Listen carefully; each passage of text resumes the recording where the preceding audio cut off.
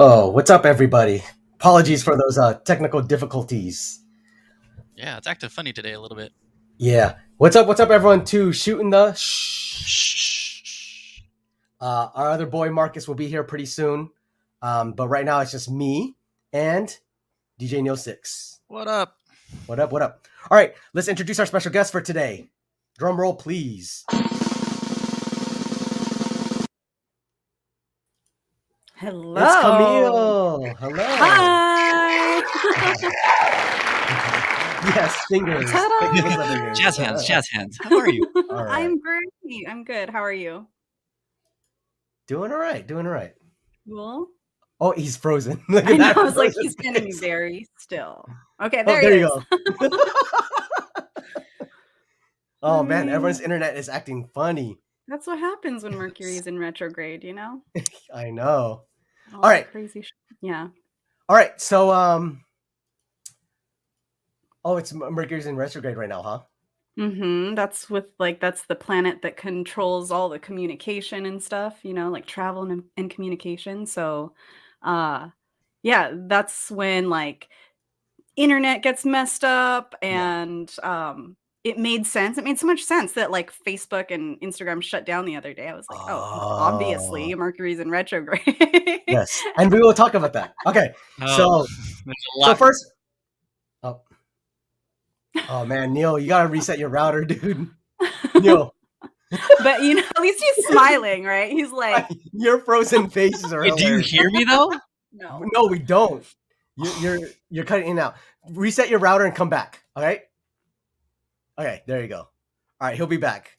Okay, so how we like to do this is we like to prime, just like do a little quick funny video or interesting video. This is an oldie. Whoops, this is an oldie, but a goodie. Hello, adventurer, dragon killer. For people to show, I think it's relevant because here on Twitch, when you shout out people's names, people like butchering people's names or people like making really funny names so that when they say it, it's, it causes like comedy. Right, so here you go. Check it out.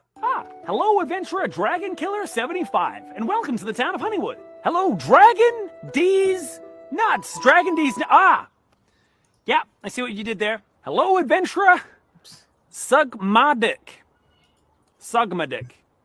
That's the name you chose. Hello, Phil McCracken. Hello, Ice Wallow, come, God damn it. Hello, adventurer, Dragon Killer 75, and welcome to the town of 5, and welcome to the Yeah, so, anyways, I thought that was funny, because... Yeah, that reminds me of, did you see that video a few weeks ago of these kids that, like, pranked the whole school board?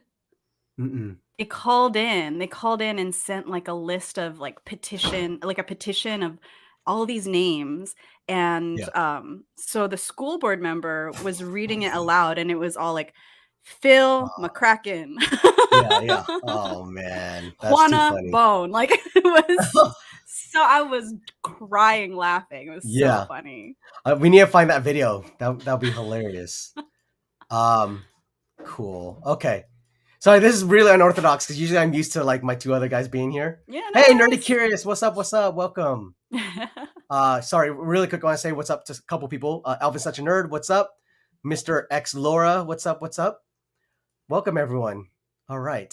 So we kind of announced this last week, but forgot to do a little more for it. But I just wanted to, it is Filipino American History Month, but it also is Hispanic Heritage Month. It overlaps a little bit, right? Because it goes from September 15th to October 15th, and Filipino American History Month is from October 1st to October 31st. So I just wanted to kind of show, we like to educate people, right? So I just want to say, show some things. 15 facts about National Hispanic Heritage Month you should know in 2021. The cultural celebration originated in 1968. So first off, we have what I mentioned. It begins on September 15th and ends on October 15th. Number two, in 1968, California Congressman Georgie Brown first introduced Hispanic Heritage Week to commemorate the contributions of Hispanic and Latino Americans, according to History.com. Number 3, in 1987, U.S. Representative Esteban E. Torres of California proposed expanding the week-long observance to a month. He wanted more time to allow the nation to properly observe and coordinate events and activities to celebrate Hispanic culture and achievement. In 1988, Senator Paul Simon submitted a similar bill that successfully passed Congress. President Reagan signed the bill into law on 1988. Oh, there's Neil. Do you hear me now? Yes. Yep. Good. Yes, we do All hear right. you. Okay. Let's go. Hopefully you'll hang out. You'll last. Or hopefully this will be better. Sorry. I was like, wait, is this a TWSS moment right now, or? I was Oh, about to cool. be like, that's what she said. So yeah. Oh, don't worry. We do that all the time. So you can definitely do that. Perfect. So Alvin Sachineri said, just whispered the school board meeting prank. So we will show that immediately after this. Okay. President Bush was the first president to declare the 31-day period from September 15th to October 15th as National Hispanic Heritage Month. Bonus fact, he was sponsor of the original 1968 Hispanic Heritage Resolution while serving in the House of Representatives. We've also mentioned this before. This coincides with the National Independence Days for many Latin American countries, including Guatemala, El Salvador, Honduras, Nicaragua, and Costa Rica. Mexico's National Independence Day follows on the 16th, while Chile's occurs on the 18th, and Belize's is on the 21st. The U.S. Hispanic population reached 60 million in 2019. Hispanic Americans are the nation's second fastest growing racial or ethnic group after Asian Americans. Americans of Mexican origin account for more than 60% of the nation's overall Hispanic population as of 2018. The next largest group are Americans of Puerto Rican origin with 5.8 million people. Americans with origins in Cuba, El Salvador, Dominican Republic, Guatemala, Colombia, and Honduras each have a population of roughly 1 million or more as of 2018. The month is celebrated nationwide through festivals, parades, art shows, conferences, community gatherings, and much more. 12 states had a population of 1 million or more Hispanic residents in 2019, according to the U.S. Census Bureau. The fastest population growth among Latino Americans is from people with origins in the Dominican Republic, Venezuela, Honduras, and Guatemala.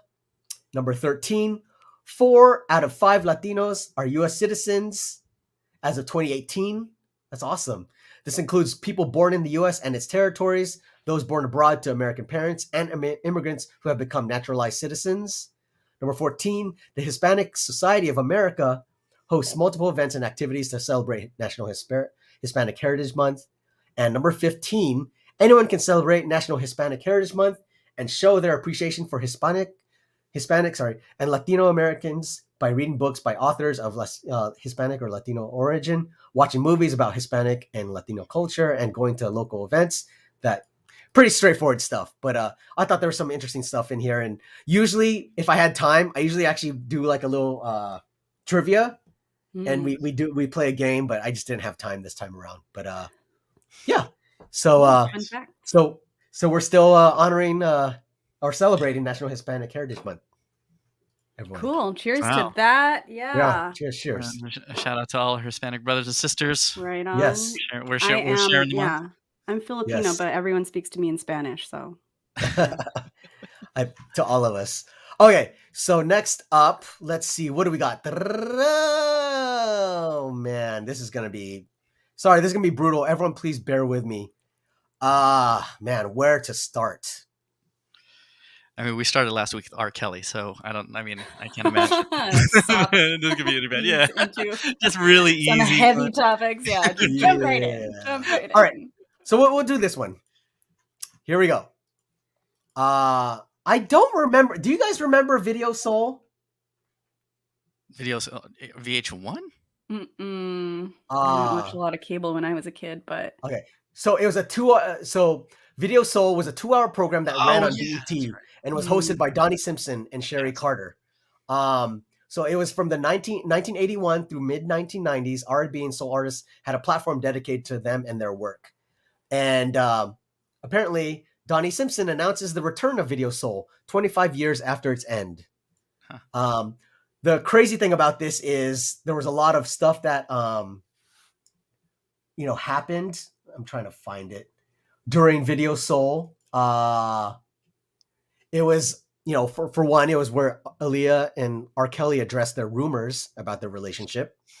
It was the place where New Edition reunited at their peak of their internal tension. So there's definitely some key moments where it was definitely a big part of pop culture at the time. And so it's kind of cool, for another platform for, I'm assuming it's probably going to be like a TRL kind of, but for R&B, Yeah, I mean, it's the age of the reboot, so. Yeah, exactly. If you can find a platform, and they had a dedicated audience back then, I think a lot of people return to these shows that are coming up again because of nostalgia. So, and maybe he has some like stuff he wants to clear up because he broke news about, R. Kelly and Aaliyah. Yeah. That could be interesting. It seems kind of fitting. I'm just curious, thinking about like those artists, right? Like Aaliyah, New Edition, just thinking back to 90s R&B, that vibe is R&B as a genre is a little different. The crowd seems a little different. I'm really curious who they're going to start featuring now, right? Like, can you guys name a lot of artists that like are R&B around this, like, besides Beyonce, obviously, and actually, I'm like blanking. Like, does Drake count as R&B? Like, or is he more hip hop? That's a thing, right? Right? Neil, it's a great point though. Like, so the R&B we grew up on, right, was like classic, right? That was like and it was very clear, like it was R&B. Like now everything kind of like blends into each other, right? So like, would you have the Cardi B's of the world like show up, and Saweetie and all those folks, or like I don't know, like Camille mentioned too, with Drake, right. like, so it's very interesting, right? And WAP, or is there going to be like WAP talk on Video Soul or something like that? Like, it's a little different vibe, but hey, I hope that also like breaks new artists. That would be really cool. Yeah, new R&B artists. So and the reboot will highlight timeless R&B acts like Teddy Riley, Casey from Jodeci, and Keith Sweat, as well as younger and newer artists like Sammy. There you go. Asai. Yeah. So I think that's Asian, right? Oh, sorry. Asian. Sorry. Asian, yeah. I don't know my artists. How horrible. And I'm definitely. However, the new series also has more hip hop acts sprinkled in, including Pras of the Fugees, Lecrae, Kumo D, and Young. So it's targeted to the older demographic. So basically, your age, Julius. My age? Oh, whatever, Neil. Okay. That's my age too. I grew up with like Jodeci, Casey and JoJo, all the sweet R&B. I'm totally teasing. Things too, that's our age. I mean, I miss that kind of music. That music made me feel good. Like, it reminds me of junior high school. Like, all those dances. They were slow jams. Like, do we even have slow jams anymore? Like, they're slow, but they're very like sad, and I know they're sad. Full about depression and Percocets, right? Like, it's it doesn't bring back the smell of Cool Water. Cool Water. Oh man! Shout out in the chat if anybody was wearing Cool Water or Polo Sport back in the day. Oh, you were the Polo Sport dude, Neil. CK1. I got to put my business on. Oh, sorry. CK1. It's just Vernon. What's up, dude? So he says, "Is it just me, or are you getting younger? You must be." I shaved today. That's why I look younger. But thank you, Vernon. Thank you. Thank you for the compliment. Okay, so all right. So next up, so this one was segue. This is a decent segue, I think. We'll go from that to verses. One of the next verses is I don't know if you saw this, KRS-One versus Big Daddy Kane. Next up on verses. That is dope. Yeah. Like, So yeah. So Camille, I don't know if you're familiar with Versus. Are you familiar? I am with familiar Versus? with Versus, but I haven't watched a lot of them in the recent days. I really was into like the Brandy and Monica one because that was like my jam when I was growing up. For Wait, sure. were you team Monica or team Brandy? I was team Brandy. Ooh. Yeah. Okay. Okay. When they did that one song, The Boy Is Mine, I was like, the boy is Brandy's. Come on. She has Moesha, you know? Oh, man. Yeah. So for me, Neil's watched quite a bit of Versus, but for me, I haven't watched too many. I just felt like the time, like the timing, I was never able to catch them. But I mean, they're a commitment, right? Like they're like 4 hours long. They're long. Right? Yeah. So like, and the ones in the beginning made a lot of sense just because we're all in lockdown. We were all in quarantine, exactly. Yeah. But then like the later ones, the ones earlier this year or earlier even in the summer, you're like, nah, I'll just catch the replay. Yeah. Yeah. And exactly. I mean, they're cool, and they're doing all of them like in person now, which is cool. But historically, that's all about just catalog versus catalog, right? Like one artist will play their catalog or one song, and the other artist will do like a rebuttal. But like KRS-One and Big Daddy Kane, they're old school MCs, and they grew up in the era of actual like battling, where they would, like would go verse for verse. I wonder if that's what they're going to do, or are they going to do the traditional verses of catalog versus catalog? I would love to see like the old school, like straight up battle MC stuff. That would be cool. Right? Like two freestyle MCs doing that. Like that. That would be really dope. But I don't know. I don't know what they're going to do. But I'm excited for it. It's going to be really dope. Yeah. Great point for sure. Yeah. Yeah. I think, definitely. Hopefully they'll be like, hey, let's give them something good, and not just be like, I don't know. I don't know. You don't know. That'd be dope. Yeah, exactly. All right, cool. So from there, we have another one. So this was it makes sense. Okay, I don't know if you guys saw this, but Tina Turner relinquishes rights to her music in another blockbuster catalog sale. You guys hear about this? Wow. Yeah. Why? So BMG is the new owner of the rights to more than 60 years of music written and performed by Tina Turner. Why? Probably money. Big paycheck, yeah. Like how much? I was like, does she have? I was like, so I was trying to find it here, but they don't disclose the price. Yeah. And this is coming off the heels of so I don't know if you guys saw it, but I think we did show the trailer. It's coming off earlier this year. Turner's life and legacy was examining the new documentary Tina, which is streaming now on HBO Max. Yeah. So I don't know if it's like at that height, people were like, getting back into it. And maybe she's like, you know what?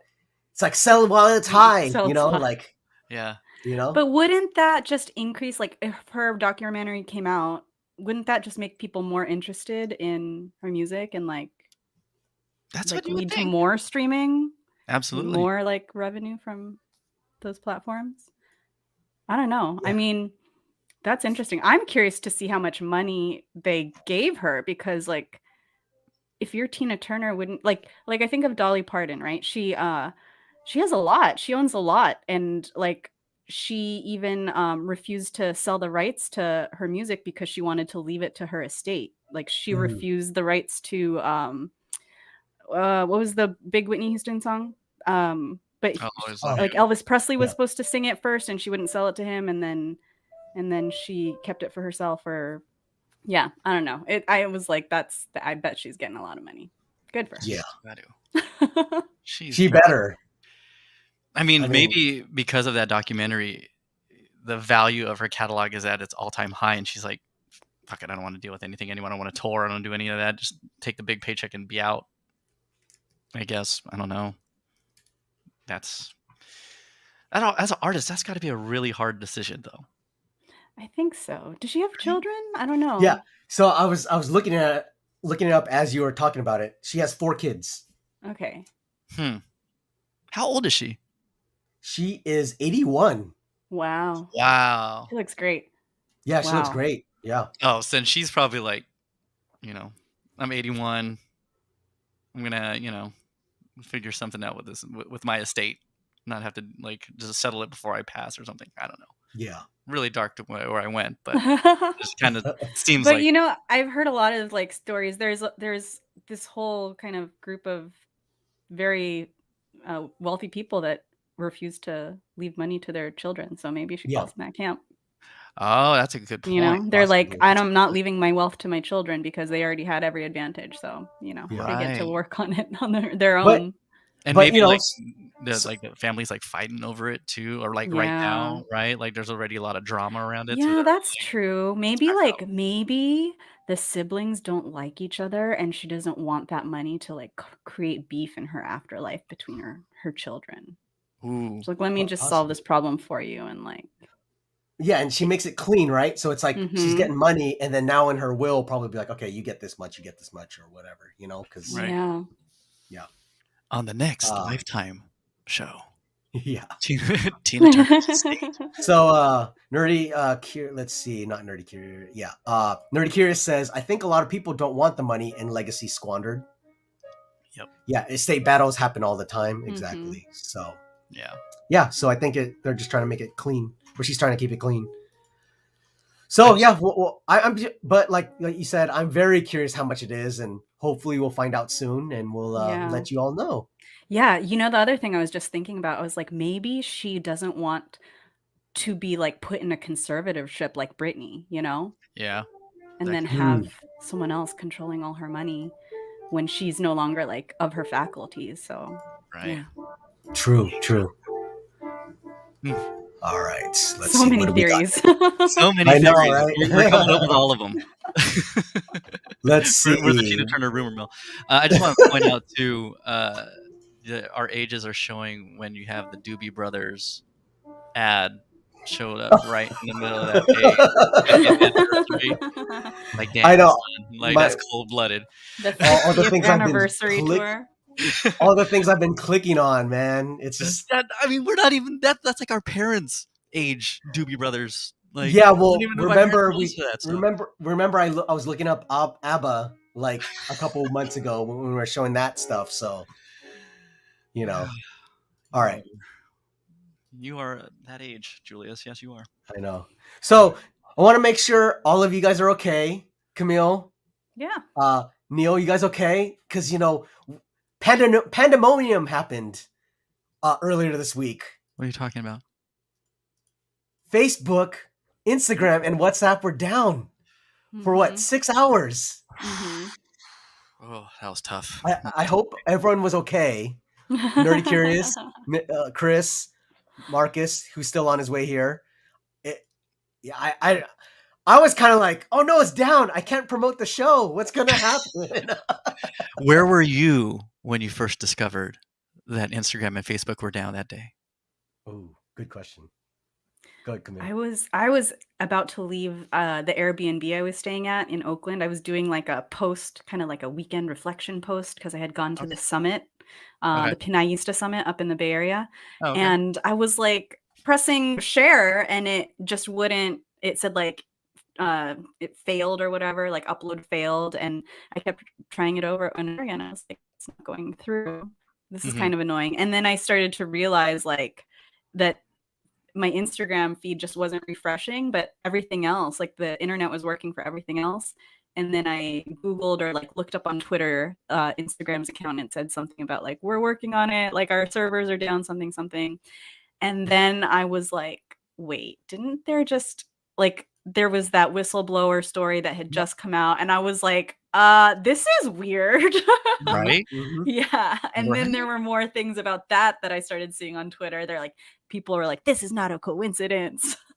Yeah. They're trying to like protect all of our like data that they've already stolen before we can like close out our accounts.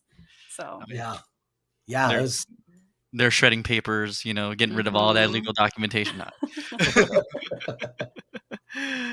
Yeah. Wow. It was wild though. Like that was crazy. That was the one of the like I just kind of remember back in like the old Friendster days, right? When like things would like shut down or whatnot. And then MySpace came around, and like the reason why MySpace blew up was because Friendster was always down. And then like I feel like ever since then, social media was like, don't ever be down, and you never see any of these like outages. And to see that one being that big, I was like, wow, there's a lot happening there. And yeah, like to your point about the whole whistleblower thing, like, whew, that's brutal. That was tough to listen to. I listened to some of that Mm-hmm. on Wednesday morning. I'm like, oh, they're getting crushed right now. Yeah, I had quit Facebook for a long time, like 4 years, and then I came back because I wanted to be like on these groups, which are, they can be really useful resources, but there was part of me that was like I wish I could get access to those things without actually having to Mhm. be on the platform. Right. But yeah, there's like at this point, me personally, I'm like, what? I don't have any secrets, so take my private information, whatever. Right. Yeah. Right. And we've talked about this too. We've said like your phones, all your information is kind of gathered, where you're going and all that. Right. Yeah. I mean, Amazon and Google still know a lot about me. Like, Oh, even yeah. if you take Facebook out, like Spotify, yeah. whatever, like all these companies, like really still know a lot about me. So, Yeah. it is what it is. That's what Yeah, I kind of mean, makes these platforms the way they are, though, right? Like, exactly. Yeah. And if you're on them, and you have an account, you're giving consent to whatever their terms are. And like, how many of us actually read the terms? They could be like, we're going to Exactly. steal your firstborn child. And we'd be like, I need my likes. Click. Yep. but how many comments did I get, though? Exactly. Oh man. Yeah. So it's hilarious, but at the same time, I think it made me realize I'm like, oh wow, I keep up with too many people's lives through that app. Oh yeah. And it's kind of sad in a way. I mean, people, we were like, I'll personally respond to people, they'll respond to me, but it's like, oh crap, how, like if it was down, how would you like get in touch with some of these people? I don't know if that makes sense for you guys. No, it totally does. I mean, I don't know if, or it feels weird for me. I don't know. Because there's definitely a lot of people that we run into or we keep in touch with who have kids, and we do play dates and all those things, and we have most of their numbers, but some of them we don't. And maybe they might post something like some great event. We're like, oh cool, how was it? Let us know how it was. And then we go to it, or it'll be like, oh cool, we might be going there. You guys want to meet up there or whatever? Like, it's so I for me personally, we kind of use it as almost like a extension of our just the typical text messages and stuff like that. I know other people, everyone's uses vary, right? Some people just use it to post, like you said, Camille. People just do it for the likes and all that. But for me, that's like actually a social aspect for me. Yeah, I think that it does facilitate communication, and that's the whole point of it. Yeah. But also, like, I know that the people I care about, and like the people who, if Facebook and Instagram shut down, like, I know that people that matter, I'm gonna find a way to get in touch with them. And if I don't have your number, then like we can not talk for a while. Social media is crashing. I'm good. I can handle 6 hours without seeing your lunch on my newsfeed. For sure. Yeah. I mean, I definitely use social media the same way that you're kind of describing it, Julius. And like, it is nice to like catch up with a bunch of people, or just get updates from people that like, I wouldn't have the opportunity to catch up with if social media didn't come around. It's just what comes with it too is also just kind of the darker side of people's like thought processes and the information that they share. And you're like, oh dude, really? You're like that? Like, yeah. Right. Sure. Exactly. Or you think that way. And like, I know social media is completely separate from what a person actually is in real life, but it kind of clouds kind of what that image of some people are to you. So, there's a trade-off to all of it, but I mean, at the end of the day, it's another platform. There's other ways that you could connect with other folks. So for sure. Yeah. Real quick. So Nerdy Curious says, she said a bunch of stuff. Okay. She said the timing is way too coincidental. Watching people crawl back to Facebook after trashing them on Twitter was hilarious. I was on Twitter, and it was hilarious watching all those It memes. was funny. Twitter was like, we were prepared for this. Like, totally. We knew someday this would happen, and we'd be okay. Yeah. Well, the funny thing about that too, I think it was was it today or is it yesterday? Where I tried to get on Twitter and I think for like an hour, Twitter was down for a little bit too. I was like, what? Karma, baby, karma. That Mercury retrograde. Yeah. No, there's no one's safe. No one is safe from Mercury retrograde. Nerdy Curious also says we're part of the problem at the end of the day. And we got Marcus. Whoop, whoop. What's up, Marcus? Speaking of problems. No, I'm kidding. Love you. Oh. Hey, we'll hash it out during 7 minutes. Okay, here we go. So we continue to use all social media regardless. So really, we can be mad at the Zuck, but we have to take some responsibility too. Oh, for sure. Nothing is free. There is always a cost, for sure. Yes, indeed. So this is a great segue. Can you hear us, Marcus? Yes, I can. Did you just come from a ride, by the way? Were you a ride in my car? Yeah. Oh, it looks like it feels like you have like I just rode my bike aura. But... Oh no, or someone rode him. Oh, jeez. Hey yo. Wow, so good to meet you, Camille. Hello. Nice to meet you, Marcus. Let's hear about this ride, shall we? Oh, you will hear more about his ride. Yes. Okay. Yeah, it's 7 minutes more. Wow. So next up, talking about Mercury in retrograde and causing all types of funky things. I'm sure you guys all saw this yesterday. Boom, boom. Twitch was hacked. Mercury retrograde strikes again. Twitch source code and creator payouts part of a massive leak. The leak data also includes a Steam competitor. Yeah. Wait, so how much what did they say that they leaked for us in terms of our payout? Our payout didn't even show up. Was it like we paid that type shit? But other people's payouts showed up. You're like, you owe us money. Like, oh shit, no, we don't. No, we don't. Shut it down. But yeah, it's kind of crazy, it's like, how did this happen? Because Twitch is owned by Amazon, which is like this, they're like one of the hugest companies that basically are going to own us all eventually, right? And how did they get hacked? It's crazy. No one's safe, dude. Right? No one's safe. Anonymous got them or whoever. There's always hackers out there. So Twitch has confirmed it has suffered a data breach, and the company says it's working with urgency to understand the extent of this.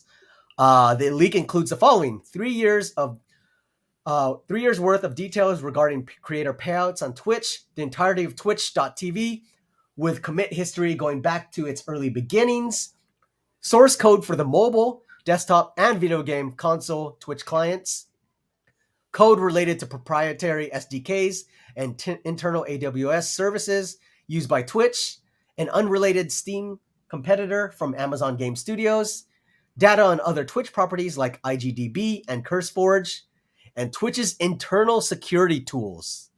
Wow. So a bunch of top secret unreleased stuff. Crazy. That's a lot of stuff.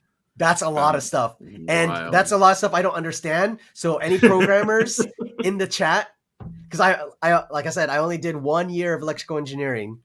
So AWS is Amazon Web Services. So anyone who's using their servers for their websites and other stuff. So if anything's bigger than the actual retail, AWS is another big piece of Amazon's business.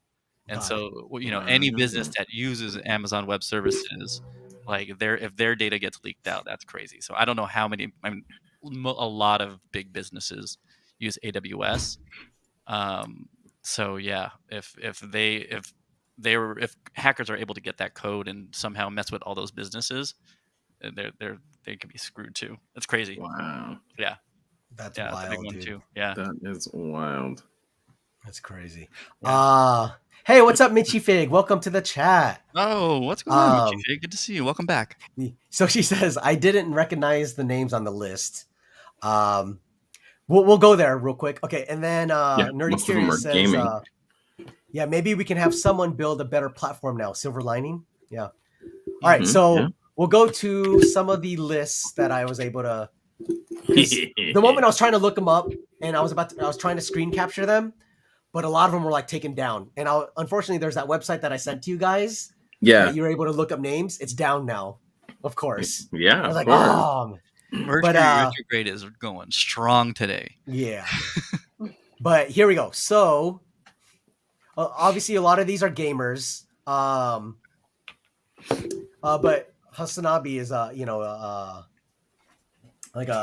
guess you could like a political commentator, I guess. Okay. But yeah, so these were the payouts for just 1 month, September 2021. Oh, just 1 month. Okay. Pokemon only made $38,000. $38,000 in a month. I'll take it. But I'm saying Pokemon is like one of the biggest streamers out there. Like she has so one the crazy followings. But also that's only for September though. Right. Like she might do well. Like maybe September was one of her, slower months. She's a seasonal type of person. I mean, But check this out. So funny you mentioned Pokemon. Yes. So I don't know, Camille, if you're familiar. Pokemon is a gamer, a girl who's popular for, because she has a great personality. She's like a cute, young girl. But right above her, you guys know this one. We've talked about her, Amaranth. Yes. The controversial hot tub streamer. Yes. Who basically does ASMR and basically got banned off of Twitch because of crossing the line. Almost 100 G's a bunch of times. 100 G's in a month. Oh my God. Some of her things were like, oh, if you get me 5 subs, I'll write your name on my skin or whatever. And if you give me 20 subscriptions, you write I'd write your name on my boob or something like that. Yeah. Why isn't she doing this on OnlyFans? She has moved on to OnlyFans. I was going to say probably because the payout is bigger here. This is just one channel. Like, exactly. She's diversified. Don't worry. Yeah, she has multiple income streams. I was going to say she's probably writing things other places on OnlyFans. Did you say writing? Repurposing content. Writing. WRIT. Because is that where you came? Is that where your ride came from? Hey yo! Bruh. Oh my God. All right. But all these other people, I don't know who they are, and I tried looking at some of them. Yeah, KQC, who's I think the highest paid. He's a gamer, but a lot of these other people are gamers for sure. So so I did the math on Amonrath. So I mean, I guess that's basically round up to 100,000, right? So that she makes $1.2 million a year gross. That is crazy. But check this out. So this is just off of, I believe, subs, subs and so subscriptions and bits, which is basically like tips. But they didn't calculate also sponsorships that they get, right? Because a lot of them get sponsorships and direct donations, right? Because they might be like, oh, donate to me through Stream Elements or whatever other app, right? Or through Venmo or through Zelle, right? Yeah, this is solely stream, Twitch stream money payout. Yeah, right here. That's insane. Yeah, wow. It's crazy. The other, let's see. So this is another. Oh, here you go. So this is their totals for the last 3 years. Wow. Look at that. So I mean, Critical Role, be a crew, right? Like some at 1G. Yeah. So Critical Role. I looked them up. They're a bunch of I think voice actors who do a bunch of things. But 9 mil, dude. That's a lot. 9 mil in 3 years. This needs to be like a major in college, Oh, for sure. Like people need to learn. It will be. No, like it definitely is heading in that direction. Yeah. And if you're a mass communications major, this better be like one of or multiple courses about streaming. It has to, because this is big money, and you don't even have to go to like a TV station or whatever. Yeah, that's crazy. Oh, so Nerdy Kier says, and it's Critical Role. It's a team of 40. So, still divide that 9.6 divided by 40, mine divided by like probably they have graphic designers and all that. That's still a good chunk of change for sure. A lot of money. That's still a lot of money. And like we mentioned, that's not including, sponsorships and all the other bells and whistles that they probably get. All right, Wild. everybody in the chat. Road to 10 million for Caesar Salad Productions. Let's go. Let's go. So let's see in the chat real quick. Diversifying. Nerdy Curious says diversifying is important though. You can't build a business on a single platform. That was referring to OnlyFans and all of Amaranth's different revenue streams. Yeah, and she can confirm they are mostly all gamers. Yep. Michi Figs asking, what kind of games do these people stream? Dang, good question. It looked like a lot of them were like first person shooters. Yeah, I mean Call of Duty, League Yeah. of Legends, Apex Legends, Grand Theft Auto. I think those are like kind of the top ones. Start there. Yeah, but so much money. That's so much money. Yeah, and to Nerdy Curious's point, I'd be happy with 6 figs, right? I mean, I'd be happy with $100. Yeah, I know $100 would be nice. Like $100, right? $100 a month, yes, I would. Like, Hell, $100 a year. Great point, Alvin. Such a nerd. I'm curious how much DJ streamers are making, whose main source of income is through Twitch. So funny enough, that link that you sent, I sent it to the guys. I don't know if you guys are able to look up some of the DJs. I did look up some of the DJs, and a lot of them don't make that much. But the highest paid DJ, at least that I found, was Franzen, and he made a good. He made a. Should I say it on here? I mean, if it's already leaked. It's yeah. He made $450,000. Oh, dude, that's a lot of money for sure. Wow. Yeah, none of the other DJs got anywhere close to him. Right. I'll tell you that. You're talking about that site that you sent? You looked it up on there? Yeah. That was only 3 months, by the way. Oh, was that only? No, that's not 3 months. No, dude, it was a shorter amount of time. It wasn't like, it was like 3 or 4. It was a short amount of time though. No, it wasn't, because I remember looking up and I ran it against the 3 years, I believe. Because what they did is they took this Excel sheet. They took the Excel sheet, and then I think they just fed it into their source code or their app, and then made it searchable basically. I feel like it was a short amount of time, like it wasn't years. Like I remember looking at it, and I mean, I got a lot going on right now, so I very well could have read it wrong. But yeah, I felt like it because as you guys know, like a lot of these DJs didn't really pop in until the pandemic happened. Right. So really, that's what I'm like. It was a calculation, but still, like like I said, he was the highest paid, but anyone else like that, actually, I watched any of the DJ streamers on here and didn't make anywhere close to that. Right. Yeah. So he's a rarity. Like that guy's like huge. I mean, live DJing was not a thing up until a year ago, right? And meanwhile, gaming streaming has been around for forever, right? So, and the market for just watching live DJs in general is not the same as watching. Absolutely. Yeah. I was gonna say, Twitch still like impressive, built though. itself off of gaming.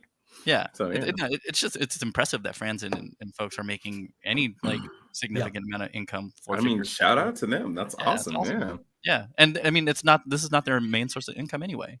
Like their main source of income is live events. And so making money off of Vegas or whatever. There's a way definitely for them to definitely hold themselves out, or support themselves while things were in lockdown for sure. Sure. So Twitch imitating real life. Nerdy Curious says the top 0.1% makes 90% of the profit on Twitch, it seems. Yeah, pretty much. So crazy. We'll go crawl back into our hole and, road to 10 million. Road to 10 mil. Subscribe now, please. Get those emotes from us. Right.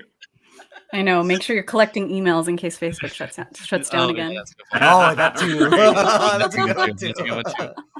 Sign up for our newsletter. We don't have one yet, but sign up for it anyway. Let's see. What's a great way to segue here? So we talked about hacks. Okay, we can talk about this. I think this is kind of connected. Another hot topic, I guess. Cryptocurrency. Heyo. So China declares all cryptocurrency transactions illegal. It's crazy. Wow. I don't. Do you guys know much? Do you dabble in crypto, Camille? Or know too much about not it? yet. I mean, no, not yet. And no worries if you don't.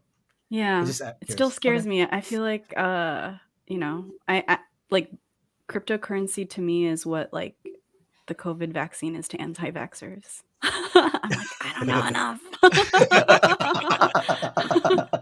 But do you denounce it like the anti-vax? I don't denounce it. I'm like open to learning, you know, but I just haven't caught up yet. Okay. Okay. I mean, it hasn't really messed with valuations. If you, that's true. Yeah. It's still like all like Bitcoins and Ethereums of the world, like they're up right now. Actually, the markets are up for this stuff. So I think there was a lot of concern that if China bans it, then the value of crypto is going to go down, and it just hasn't. Like the last couple of days, it's been going like close to all-time highs, I think, again. So, I mean, for some of them, not the ones I'm in right now. Which ones are you in? Can you name one? Don't say all of them. Are you in Shiba? I'm embarrassed in what I'm in. He picked the wrong ones. He picked the wrong ones. Oh. I wish I was in Shiba. Yeah. Yeah. Don't we all? Yeah. Well, yeah. I mean, we'll see how it goes in the next week or so, but so far it's all good. Yeah, it seems like it hasn't, like you said, I don't think it's affected it too much, but you know, maybe later along the line it might, but you know, I think it's already this crazy beast that people are all hopping on, especially during the pandemic, right? Sure. I think the pandemic's definitely fed the beast, right? Because a lot of people are like, oh, are unemployed or worried about the future, and so people are like, you know what, let's just take a gamble on crypto, and then there's that time when was it? I think in like May when it like jumped up like crazy, and it was so. I think people are always gonna. It's like I still personally, to me, I still feel like it's gambling a little bit, and and that's probably what's causing the erraticness of it, right? Yeah. Yeah, that makes sense. Did you guys hear? Any of you guys listen to the Daily New York Times, the Daily podcast? Oh, there's a really good podcast about a young dude. I want to say he was like in his mid-20s or whatever. He was trying to be like a rapper or whatever, and like he wasn't making it, and then he cashed out all his money, and I think it was like 20 grand or something like that. And he put it all into Dogecoin, and then he made it to like $1 million when the whole like AMC stock stuff was happening. Like Dogecoin also, like when Elon Musk started to tweet out about Doge, shot up, and he became like a millionaire overnight. Oh my God. And so he was like, yo, I made it. And then, to your point, Julius, about gambling, he kept it in there and it crashed. But like, he's like, I'm still going to ride it because it's the future, blah, blah, blah. And he had no real reason why. He couldn't explain why he was into it, but he still did it. But I think to your point, Julius, like people are feeling that once they feel that high or whatever, if they like, oh, I made 100% off my $1,000 investment. They're gonna keep riding. But here's the thing, though: is like take out your 1,000 and then keep playing with it. Like ride the wave, but like that's you speaking as an older person, as a wise person. I think. Ask 20-year-old Marcus, would you have done that, or would you have kept it in there? Come on, So here's the thing. Okay, I have always been when it comes to money. Even like going to Vegas, I've always done the whole thing like, hey, I'll start with $20. If I win, I take my 20 out and I play with the rest. And, I keep playing and playing until, I eventually lose all of like what I was playing with. But I usually come out up, even if I'm not like crazy up, I come out up because I'm like, okay, if I win, I pocket half of that and then I keep playing. Okay. So I'm still playing with it. Like I'm still in there, but I'm like, I'm going to take some of this and take it home. Okay. So maybe you are, I think maybe that's a majority of people would do it that way. But there are the few who don't do it that way. And we hear stories like this. Right. And those are the stories that you highlight. You're not going to hear the story of a person who's like, oh, I did really well, but I pulled out too early. And, Hey, that's what she said. That's But what she said. you know, I pulled out my money too early, and now I'm good and I'm happy. No, people want to hear people in misery. Like I sold my car, or I sold, I took out a second mortgage on my house, and I put it in AMC. I heard a lot of the stories like that. Like there were some, stock channels I was listening to, and boom, people lost it. Yeah, that's insane. That's why gambling is like crazy, and people will do it because of that. Not serotonin, but dopamine. Dopamine. Yeah, that's the one. Yeah, exactly. Yep. Yeah. So I kind of want to go to Vegas now. Y'all want to go to Vegas? I know, that kind of makes me want to. Road trip. Let's go, guys. I might have to go to an Indian casino, like if I can't go out. Oh man. Okay. So Alvin, such a nerd, says it was the stimmy investments during the pandemic. Nerdy Curious says, I mean, high risk, high reward. It's similar to stocks. Yeah, for sure. And, yeah, no, absolutely. Nerdy Curious is jokingly saying, "Are you doing your own research, Camille?" You know what? I actually, I was really excited. There was this episode of Armchair Expert a couple months ago that was like it was like Mila Kunis and Ashton Kutcher being like, we're gonna talk about Bitcoin and cryptocurrency. Yeah. And then the only takeaway that the media had from that episode was that Ashton Kutcher and Mila Kunis don't bathe their children on a daily basis. right. Yeah. I learned nothing. Yeah. I learned nothing from that episode. And the funny thing is we talked about that on here. Absolutely. On our show. Of course, because that's what we do. And we confirmed that everybody showers, right? Here? Right. Yeah. Like we all shower, everyone. Yeah. I don't think I was here. Does everyone wash their legs though? Or do you just let the soap fall from your torso? Talked about that. Well, that's not a thing. The runoff? No? No, I don't. Oh, gross. And your backs though. Like who washes their back? I wash my back. I have one of those towel loofahs. Oh, these things. Oh, yeah. Nice. Right. Nice. Yeah. Nice. Awesome. Oh my God. All right. Okay. So it's good to know that we're all clean on the panel. Right. Good. Anything else? Let's see. Crypto to cleanliness. I don't know though. I mean, Marcus was not even. He hasn't even told us the story about this ride. He might not be clean. Oh.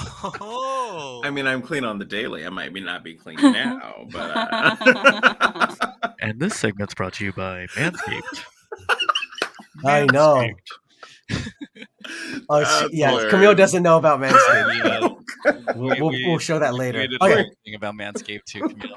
It's kind of embarrassing, but we'll talk about it. Yeah. Is that a sponsor? That's a sponsor? Yes. We're hoping one of these days. Unofficial sponsor, yes. One of these days. Oh, Chris says, oh man. He says, God. Not the only thing Choco on Marcus. Oh man. Oh man. All right. So next we're up, going off the rails now. I don't know where we go from here. We never do. We never do. I don't know how to segue this. Dang it. Actually, no, we can't. I guess we could. Yeah, you know what? This is a great way. So speaking of gambling and people in debt, Squid Game? I thought Squid Games. I thought this was interesting. Perfect timing. So, obviously people can talk about it during what we've been watching, but I just kind of want to talk about this real quick because this definitely was an article that came up and I heard about this. My wife brought it up to me. So the big thing is, I don't know if you guys heard about this, but a lot of people are in debt with sleep. No, a little upset, I guess, with how the translation of the original dialogue is to the English. Have you guys heard about this? The English dub? The English dub? Yeah, the English. Yes, the English dub. Oh, interesting. Yeah. So translators, experts weigh in on Squid Game subtitle debate. For bilingual Korean speakers watching Squid Game with English subtitles or closed captions, some aspects of the dystopian series fell lost in translation. Really? Yeah. So one of them being, and they kind of talk about it a little bit, but there was one of the characters was from North Korea, right? Right. Yeah. And they while everyone else is from South Korea, the big thing is they have to a cultural thing that people don't know is accents are different. And so the accent of a North Korean is different from a South Korean. So, you got to highlight that to kind of like show like the nuances of why maybe they are talking to them a certain way or why they're reacting a certain way. We got the chat. It's no spoilers. Don't worry. No, there's no spoilers. Don't worry. I just want to make sure. We're not going to spoil it at all. Okay. Yeah. I don't think that's a spoiler at all. No, that's not a spoiler. Yeah. Okay. I'm trying to walk the fine line of not trying to spoil anything. Yeah, I was like, there's a North Korean character. Like, that doesn't spoil anything. That doesn't spoil anything. So they're talking about that. And so the one thing when I noticed this happening was, and it probably is a lot worse when you actually know Korean, was I definitely noticed we were watching it with the English dub, but we also had the subtitles on. And they sometimes they weren't even matching. And I was like, really? What? Yeah, I was like, what the hell is going on? So anyways, their point here was like, this is why it's important to have maybe a bilingual speaker do these dubs so they know these nuances and kind of like, that makes sense. Make sure you translate it properly or you spin it in your way, but the other thing they were also saying was like, for the sake of time, sometimes they have to condense, a lot of times what they say in like 10 seconds takes too long to say in English. Right, so they have to condense it a lot. So they might take out some of those nuances. And so they're saying, the English audience isn't able to enjoy all those nuances as much. But also, okay, so interesting take, I guess, or question is, culturally, would we understand it anyway? Because like a lot of those nuances, just like you're saying, what you say in 10 seconds in Korean translates into like half a paragraph in English, but culturally it doesn't translate, period.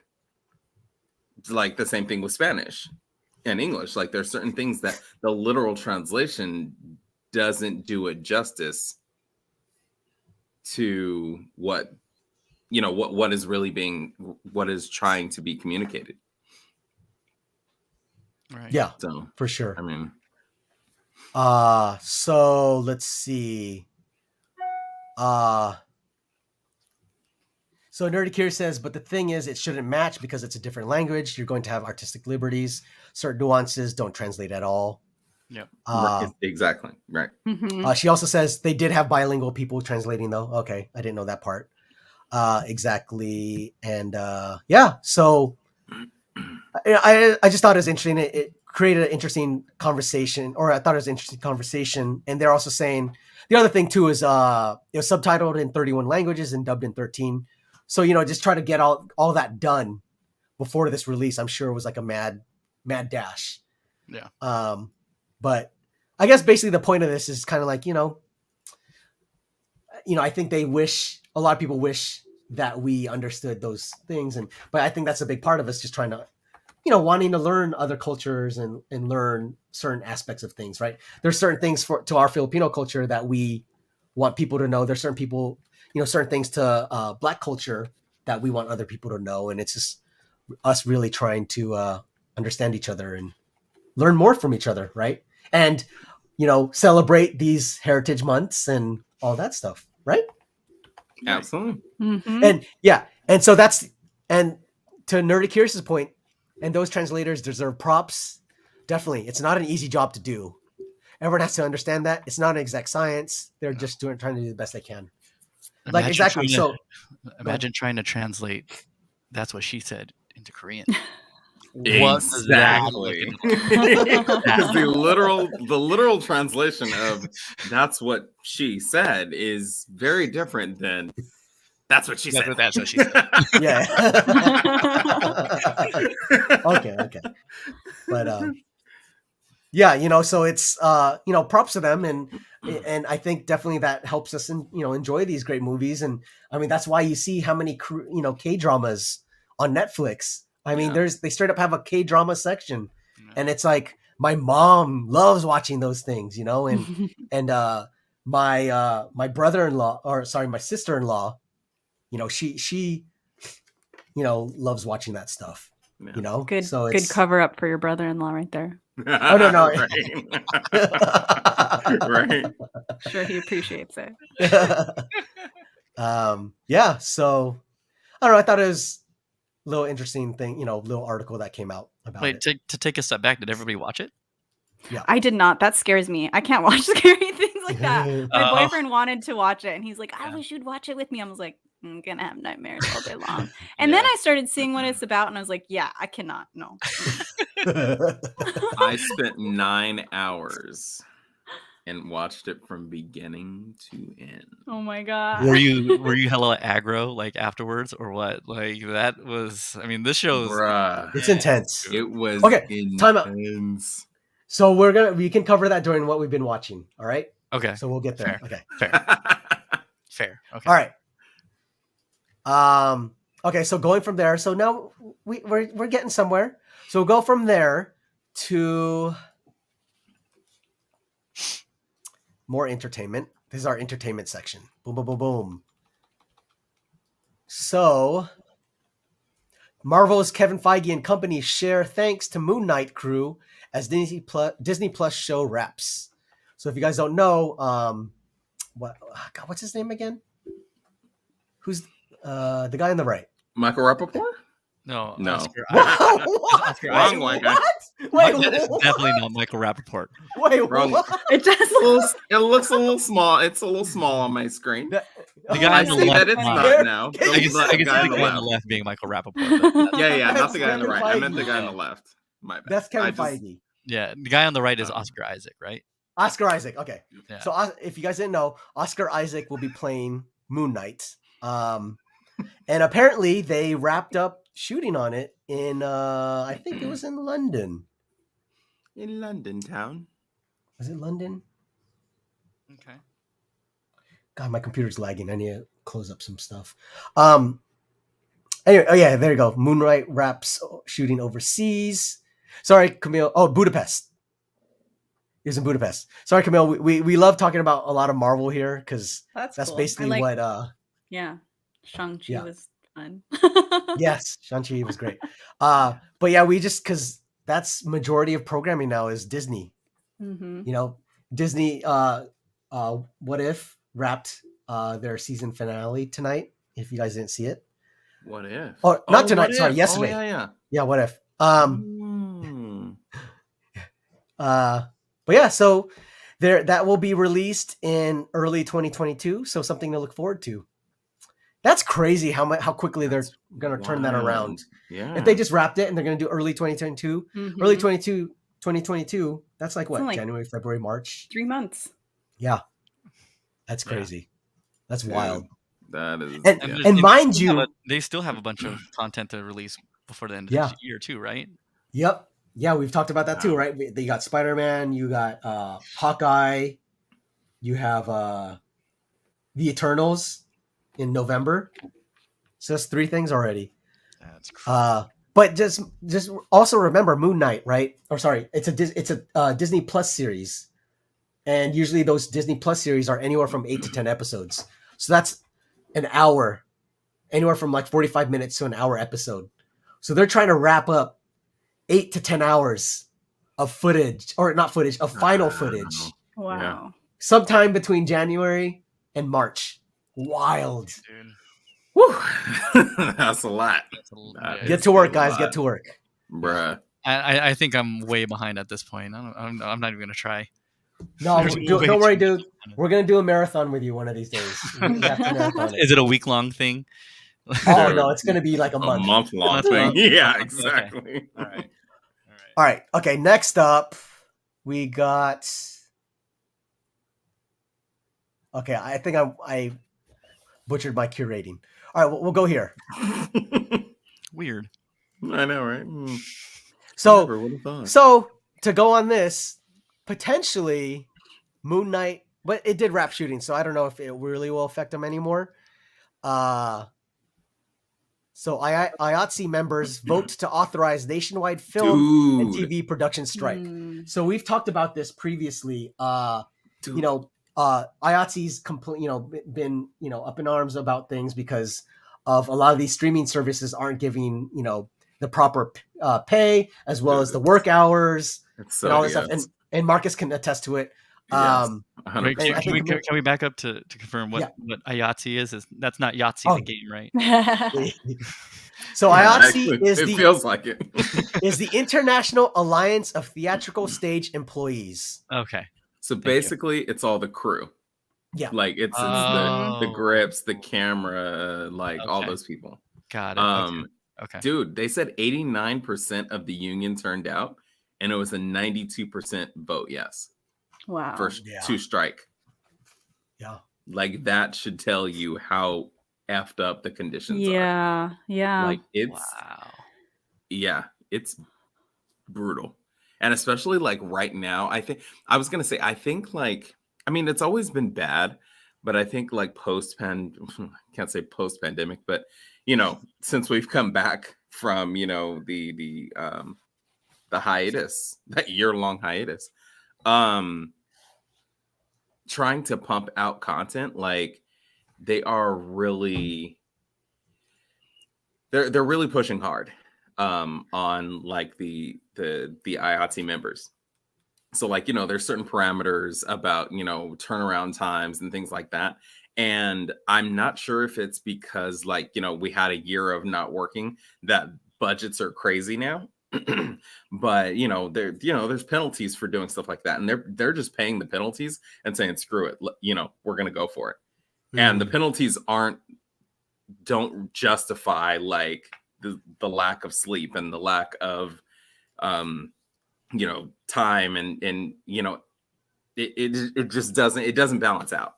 Like, you know, sometimes it's like, okay, you know, I might be short an hour or so on my turnaround time, but I'm getting, you know, extra, you know, $2,000. So it's like, okay, that kind of balances out. But when it's an extra 15, 20, maybe $100, it doesn't balance out, especially when you think about these are the guys that are handling lights that are, you know, 1,000 pounds and, you know, stuff that could literally kill you. Right. And they're not getting adequate rest, and you know, a lot of people are short staffed, and it's wild. Can there be a way to like correct rates to kind of reflect that more too, or at least protect them more, like if they are going to be like, yeah, that's a lot of what the strike is about. Raising basic wages, because there's a lot of like the minimum wages for a lot of these positions. Right. It's just not worth, you know, people are having to work crazy jobs and crazy hours and work 2 and 3 jobs, you know, and balance this craziness because they can't afford, it's not a living wage. Like the minimum wages for the people that are doing the most amount of work doesn't pay what you need to, you know, have an apartment, especially in the places where you have to live in order to be a part of this industry. Right. Like you pretty much have to live in Hollywood, North Hollywood, you know, in the more expensive sections of town, because again, you've only got 5 hours, 6 hours, 8 hours of turnaround. So it's not like you can live in the IE and travel 2 hours, you know, an hour and a half to work, because you've only got, you know, 8 hours of turn, you know, 8 hours between the time you got cut and the time you started. So if you live 2 hours away, an hour and a half away, that cuts you down to 4 hours of sleep. You know, it's that's wild. So yeah. Wow. So looks like Hollywood is shutting down, I guess. Yeah. That's basically, Hollywood will be shutting down because they can't operate without them. Yep. And you know, and definitely I'm all for it, you know, like, because I'm on the other end, so it does affect me, because you know I do editing, but you know, like there's no content to edit. There's no content, but like it's this happens every couple years, right? You have the writer's strike, you have the I think SAG strike at one point, you know, it always happens. So it's like, hey, we all got to get our due, you know, and I'm, you know, I definitely think, what is it? The Editors Guild definitely voted in support as well. Because I think some editors fall under it. Yeah. So. SAG, we supported 100%. Yeah. Stand in solidarity with the IATSE for sure. Yeah. So it's definitely, you know, and I'm sure this will, well, I hope, cross my fingers that this will probably get resolved very quickly, because like you said, like I think they're on a dash to try to get stuff out there. Yeah.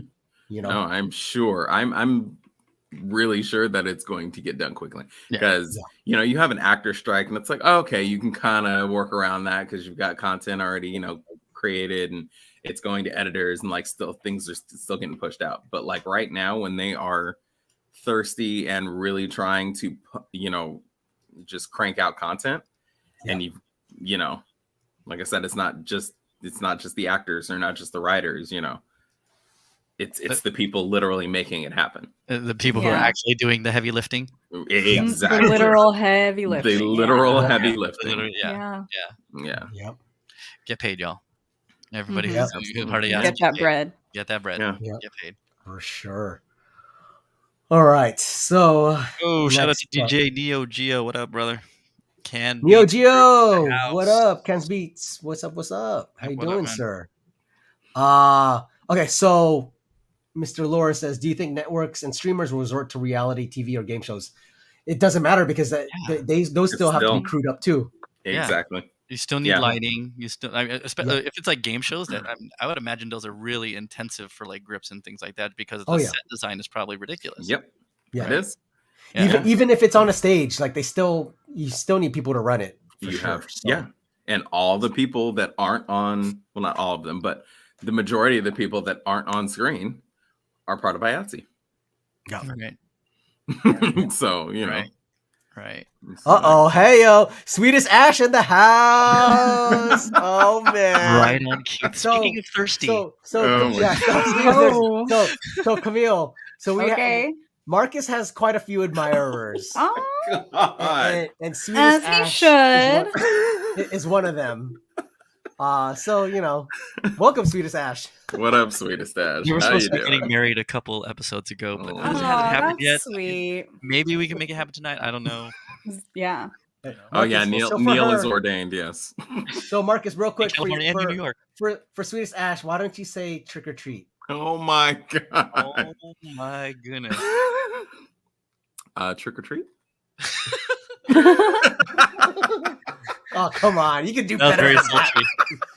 You really sold that one there, Choco Legs. Trick How about or treat. trick and treat, girl? I'm doing it. Whoa, hey! I'm doing it for you. I am Marcus's inner voice. So hey, Swedish, what's going on, girl? I got a treat, but only if you trick. Hey yo. I got a treat better than candy corn, girl. What's going on? This is awful. Oh man. Oh, speaking of, side note, you know, since we're here, candy corn. Who likes candy corn? Hell no. Candy corn. Boo. What? Like Candy it. corn What? is amazing. I love it. Oh. Me too. I don't hate it like people hate it. Yeah. Like a few, just like a few, you know, I can and then do it's only good a for like handful and good max, for a year. Yeah. Thank you.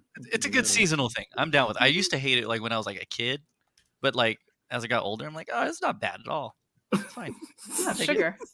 Yeah. You know, so yes, so it funny, is. So funny you guys bring that up. So we, you know, from my work, because we had fall launch and all that stuff, they sent us like some treats for work. And so I guess there's this website or something. They sent us vintage candy, and we're getting all this random,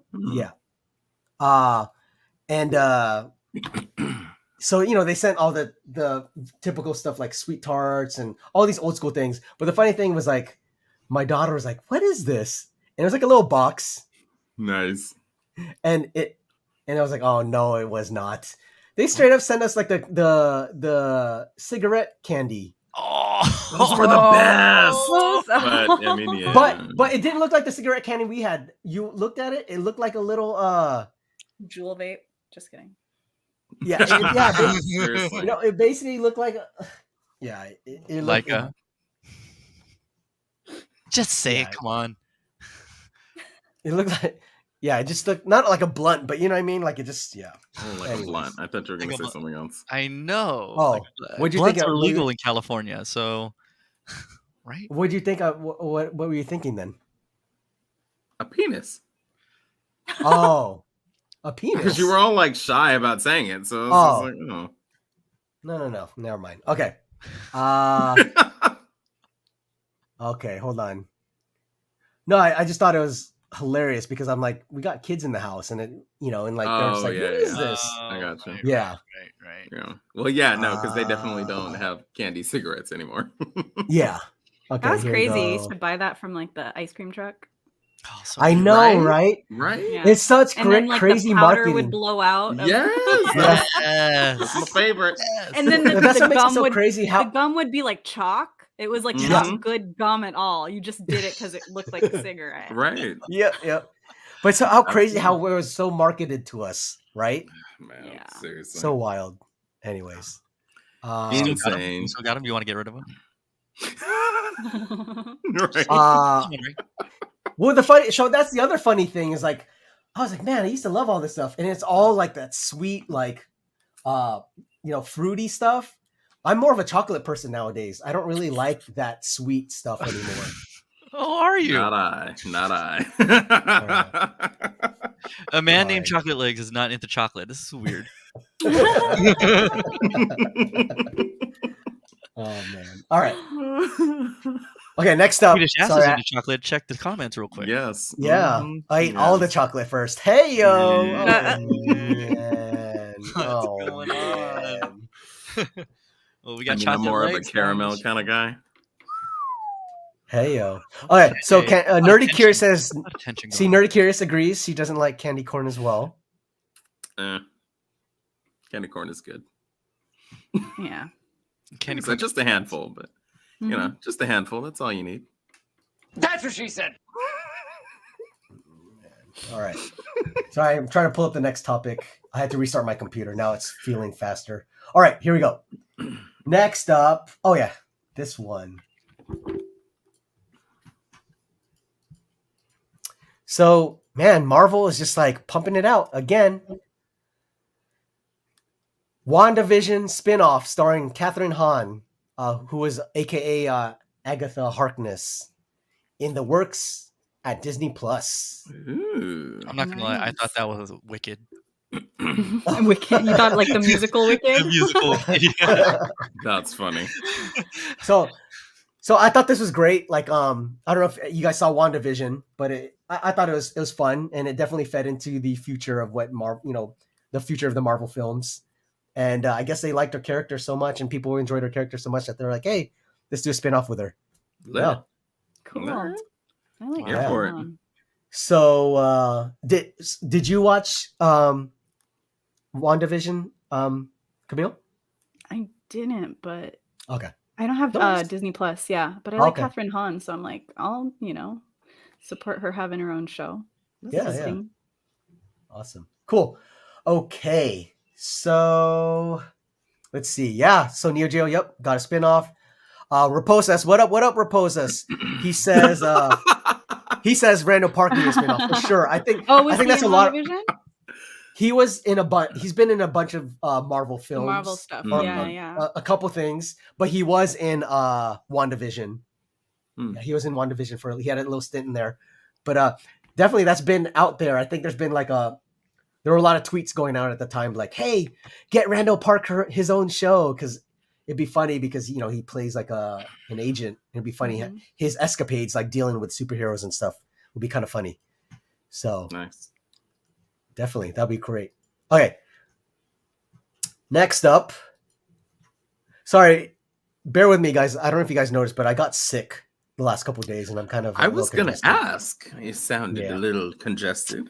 Raspy. Yeah. So my son first got sick, got me sick. Then Yep. basically it the was a little chain petri reaction, dishes. That's how it and happens. it wasn't COVID. So we tested negative. Thank So God. we're good. Thank God. But Good. still, it sucks because not being sick for the last 2 years was great, Hmm. and then now getting sick, you're like, oh God, here we go Yep. again, Mhm. and it hit me hard.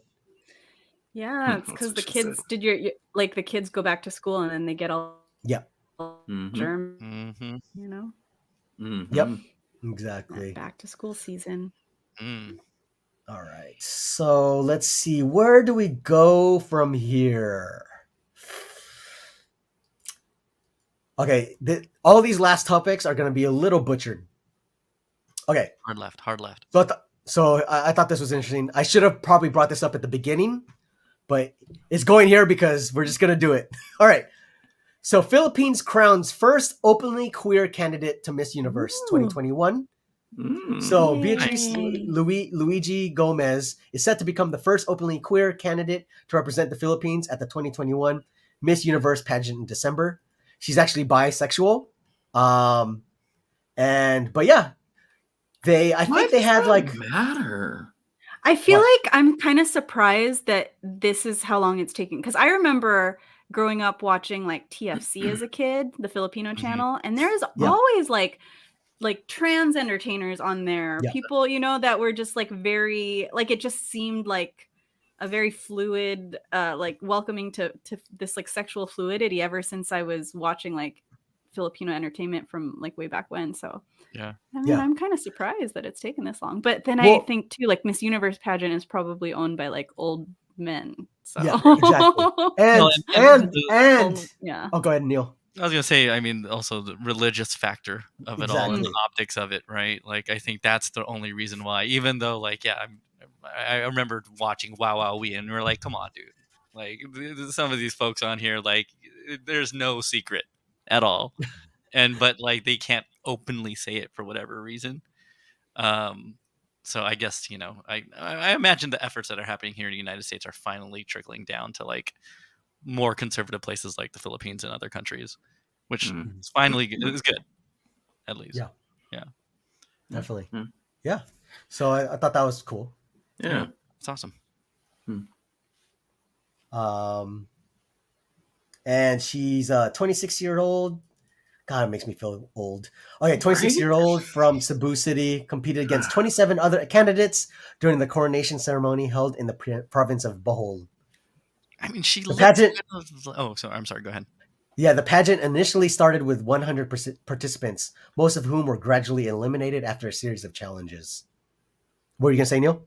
She kind of looks like one of the previous Miss Universe Philippines. I think Pia a couple years ago. Oh, Pia, War Bosch. Yeah, they have like a similar look. German. Yeah, they have a similar look. Worst Bosch. Yeah. Yeah, I could see that.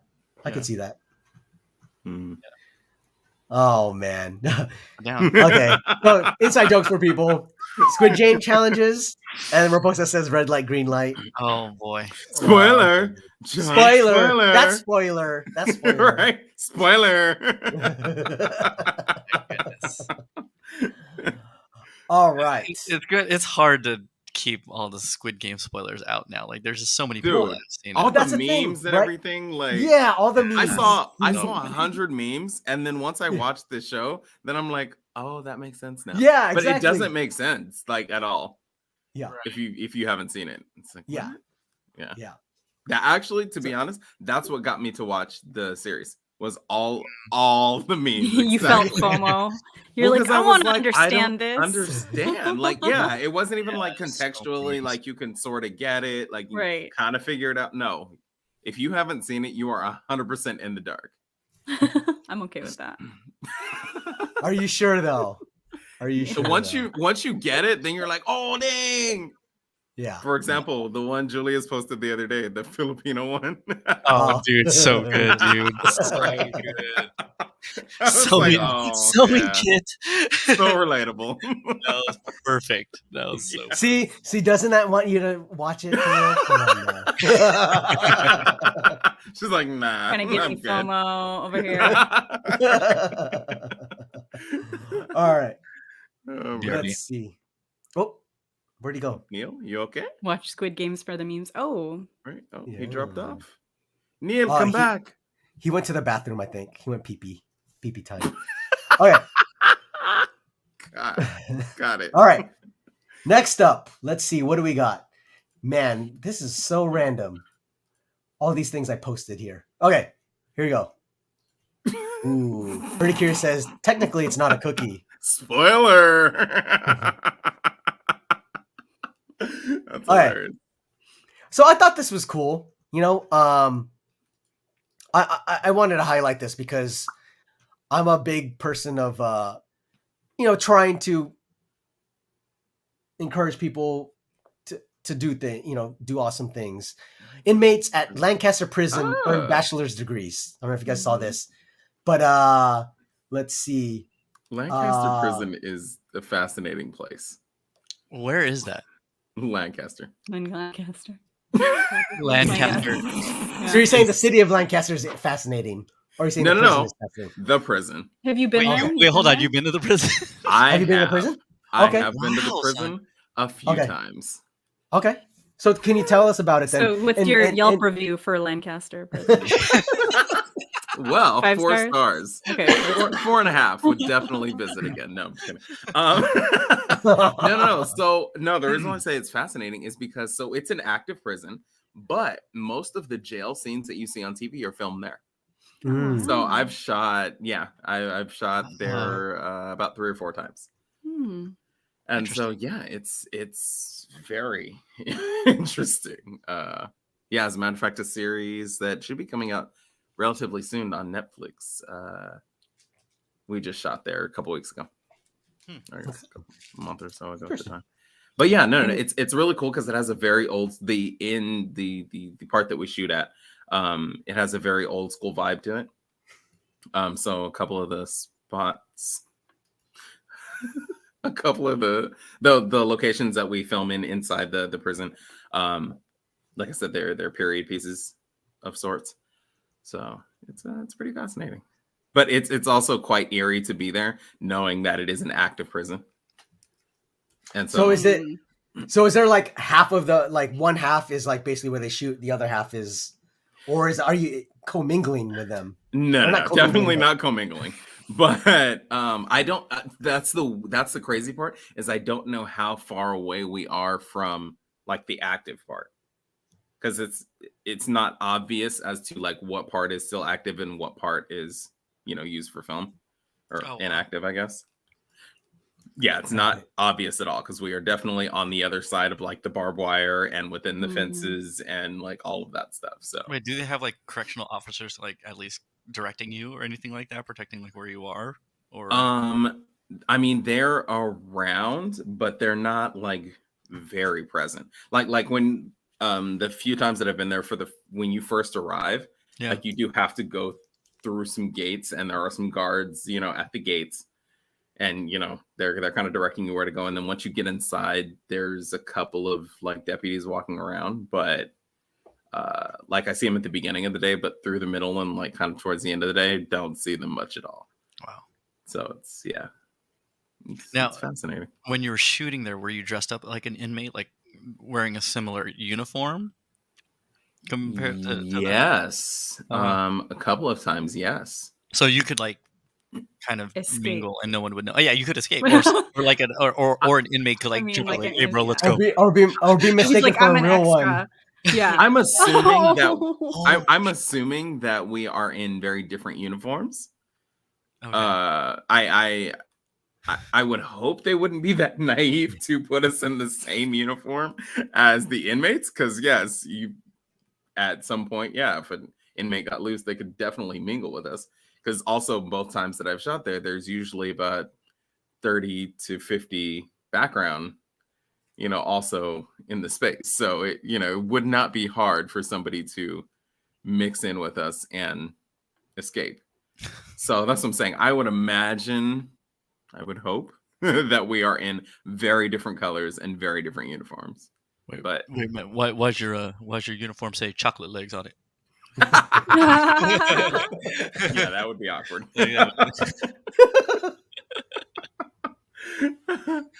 But yeah, to that. No, they don't have. I don't know. Actually, it's nothing but desert out there anyway. So I'm sorry, Alvin's such a nerd. Yeah, they have "Do not pick up hitchhikers" signs on route to Lancaster. But it's also not very far from like their like the houses around it. It's not very far. So really? You could like people live close to the prison, Yeah, I mean, like, outside of the obviously outside of the fencing, but like from where we enter and exit, you can see houses from like the fence. Oh wow! Yeah, wow. That's intense. It is. But you were saying about Lancaster Prison, Julius. Oh, yeah, I know. Total like going down that rabbit hole. Totally went down like woo left. Okay.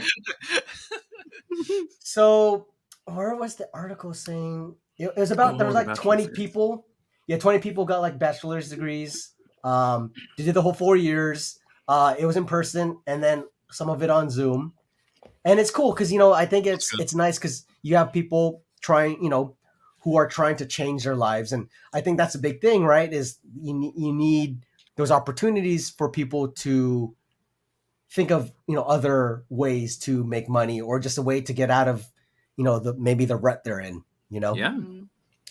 Because I've probably mentioned this to you guys before, but I used to help work. I used to work with an organization where we used to teach filmmaking to youth probation at a youth probation camp. We taught filmmaking to them, and and it was awesome because we definitely, you saw, you heard their stories of how they got involved with certain in certain activities and stuff like that, and it was a way for us to kind of show like, hey, there are other things out there for you to kind of take interest in, and show there's another life outside of what you're doing, and give them hope, and I think that's the hope for me. That's why I'm always encouraging of, when they're like more programs, I'm like, yes, more programs for everyone, for youth. Absolutely, because that's what the youth need, rather than just like imprisoning people. You know what I mean? So anyways, redirection. Yeah, exactly. Like a proper rehabilitation. Absolutely. Letting them teaching them the way so they could turn it around. Absolutely. Yeah. Here you go. So awesome. Yeah, so you got 23. So it's 23 prison inmates who turned away from a life of crime are now college graduates. Right. That definitely gives them hope and purpose. Yeah, I think so too. Yeah, exactly. So. Yeah, I remember going to a talk at I went to some talk at UCLA once, and there was like a student group that was involved with bringing these college courses to like a prison, and there was like a program that was offering college courses to the inmates there. And they even did kind of like a hybrid where they had some UCLA students like in the same class as some of the people that were imprisoned, and they were like, they learned so much from each other, and it does become this bridge. But I think too, like there's this thing that is well known, which is the school to prison pipeline, and that's well documented and established, but there's no real pipeline out, like they say that this time in prison is supposed to be rehabilitation, but like it seems like there does need to be a lot of external organizations that are also intervening and adding these supplemental resources to folks inside the system. So it's cool. I think the stories like this are really uplifting, the more that we can do to provide resources and education to folks, the better our whole communities will be. So exactly. Definitely. Yeah. I think the big issue, I mean, we don't have to get into it now, but with the prison industrial complex and them making money off of prisoners basically, and housing these prisoners, and I mean, there's plenty of docs you can see that talk about it, so we won't go there too much. All right, so next up we have, let's see, where should we go? I guess we can go from so we can talk about so prisoners to I want to come up with a clever way of saying this. Is I guess people faking it. Whoa. Would you call faking it? Okay, I'm not even trying right now. This is horrible. Okay, so faking what? Right. Exactly. So the NBA. Oh, the flop NBA's rule. The flop rule, right? So the kind of flop rule. So the NBA's new rule change on shooting fouls will make the game better. So if you guys don't know, I didn't know this. I didn't read about this till today. Did you know about this, Neil? No, until you sent that article. Okay.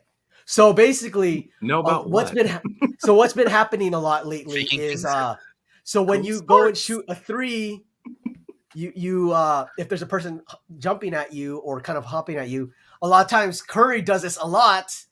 He'll hop into the defender and shoot just so he can get that three. So he can get the free throws. Sure. Maximize opportunities. Absolutely. Yeah. That's the rule, right? That's part of the rules. So you exploit. But now he can't do it. So here's see right here. Steph would have been heading to the free throw line to shoot 3 free throws. Not this year. And check it out. So wait, and the Warriors on top by 4. Curry defended by Little. Not this year. So do you guys see that? Mm-hmm. So that would have been a foul. Run it back in years before, but not this year. And the Warriors on top by 4. Curry defended by Little. Oh yeah, not this year. Yeah, get that foul. No, come on. Draw that foul. No. Do you want it to be as bad as soccer? Oh, where they're like, oh, that's essentially what it's becoming now. Yeah, I don't care. So, anyways, I'm excited for this. I'm actually excited for that role. I mean, Steph Curry's an actor. So Raposa says Harden was the biggest culprit. Exactly. Yeah. Is that Unibrow? He's unwatchable. No, he's Beard. Oh, yeah, Beard guy from was in Houston, but he's in New Jersey now. But yeah, he was like the main guy who would like do whatever it took to get to the line. And Harden is the one that's the meme, and it's like that one.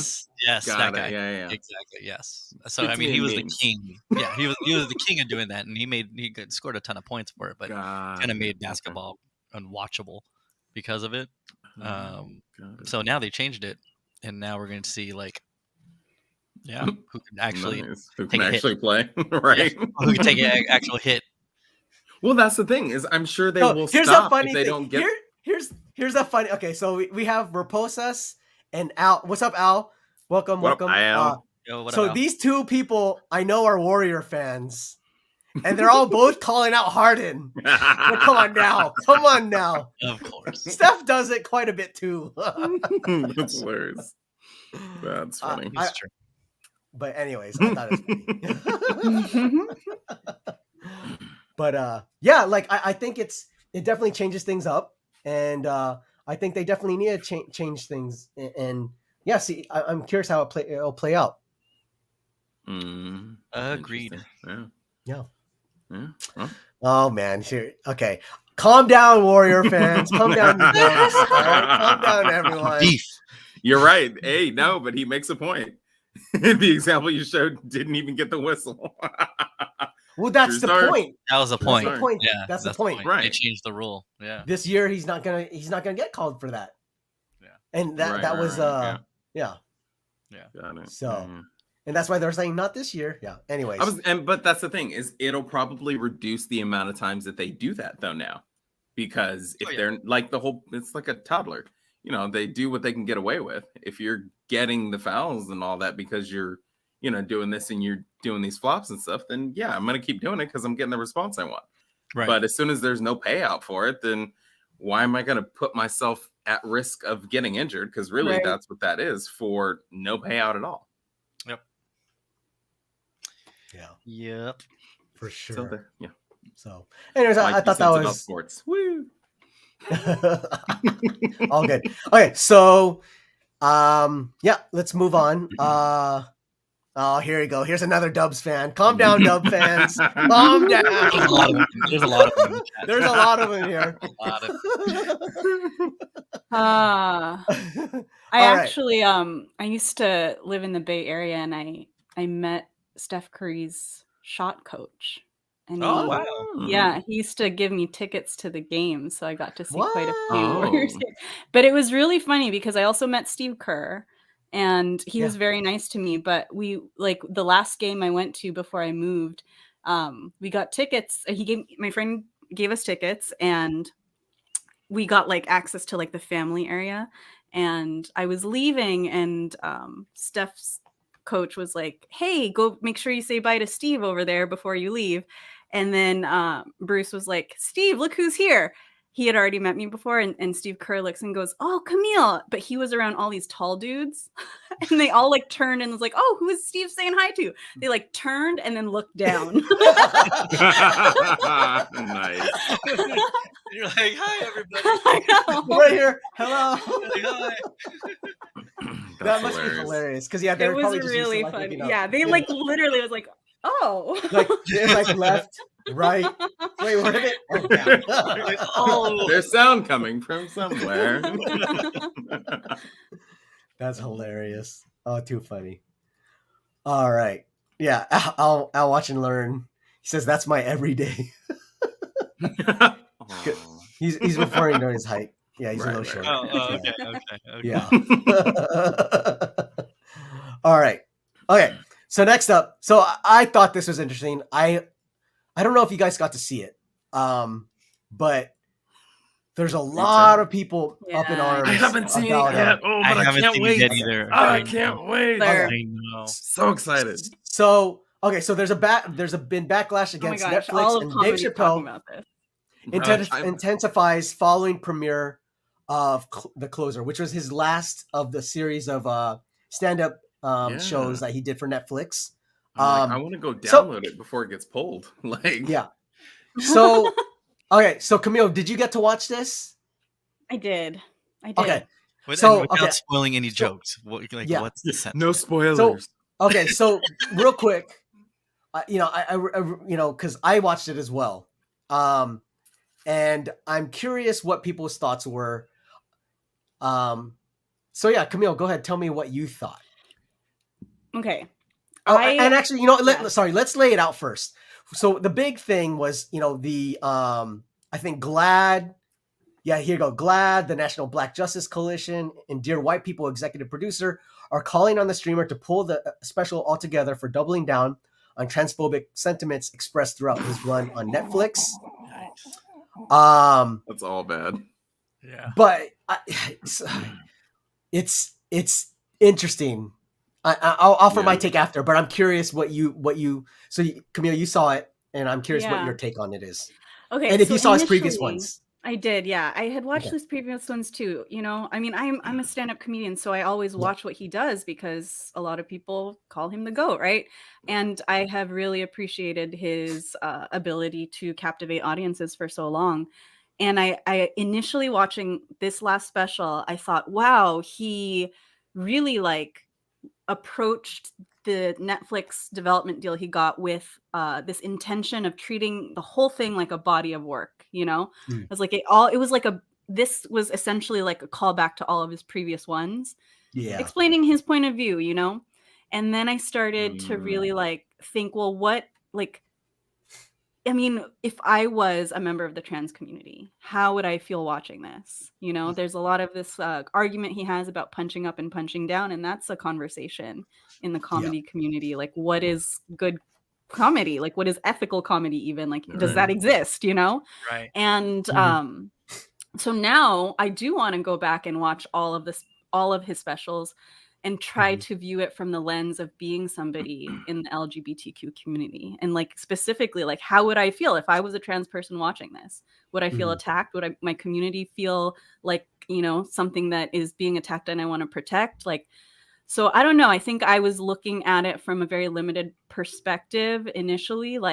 This is funny to me. I'm a fan. I think his comedy is smart. And it's interesting because from a comedian standpoint, as a comedian, we're taught to write to get the most laughs per minute, right? And he doesn't do that. He kind of waxes poetic about whatever, the things that have been on his mind, and that's his style. So part of me is is this even comedy? Is it comedy? Because the jokes, there are jokes in it that I'm some of them are those are easy for him. For Dave Chappelle, I'm some of the jokes in there, I'm they're a little lazy, but all comedians kind of reach for the low hanging fruit at some point in their set, so there's that. You do have to have laughs, but a lot of it is feels he's defending this perspective where he's just kind of dug his heels really deep, and he doesn't seem to want to really take on the perspective of this group that is calling for him to self-reflect, so and then there's this whole kind of conversation about, can you separate the art from the artist? Is this his art, or is it a personal reflection of his character? That's tough from a stand-up comedian because I am not one, but I have friends that are, and I do appreciate and watch a lot of stand-up comedians, both on stage and, you know, watching their stuff off stage. And a lot of the comedians that I know speak about how their art comes from their life. Right. Like, you know, it's a reflection of at least one of your perspectives of life, because it's coming from your experiences. It's coming, you know, the best comedians are writing from their experience. Yeah. I mean, I have a lot of material too that comes from my own personal life, but like I have this one like punchline that goes like, have you ever had sex with someone whose dick is so small you had to supplement it with a tampon? Right? Like, Wow. I've never actually done that. But Disclaimer. never actually It sounded legit though. in my set, because when you write a line like that, it is in the set. Sure. But Right. yes, there's like some experience that inspired that line, but not all of what I say on stage is true. Right. True. Right. Yeah. So, and part of my job is to get you to believe that it's true. 100%. So, yeah, it's Right. funny Yeah. because You're an there will be entertainer, yeah. people that come up to me, like some people, like I've had people come up to me and be like, "Oh my God, girl, like that tampon joke, I believe that happened to you." And I was like, "Oh my God, it totally didn't." I was like, no, it totally did not. But It's now one of those I where you know. go, thanks. I know. Thank you, like, for thinking that of me. Right.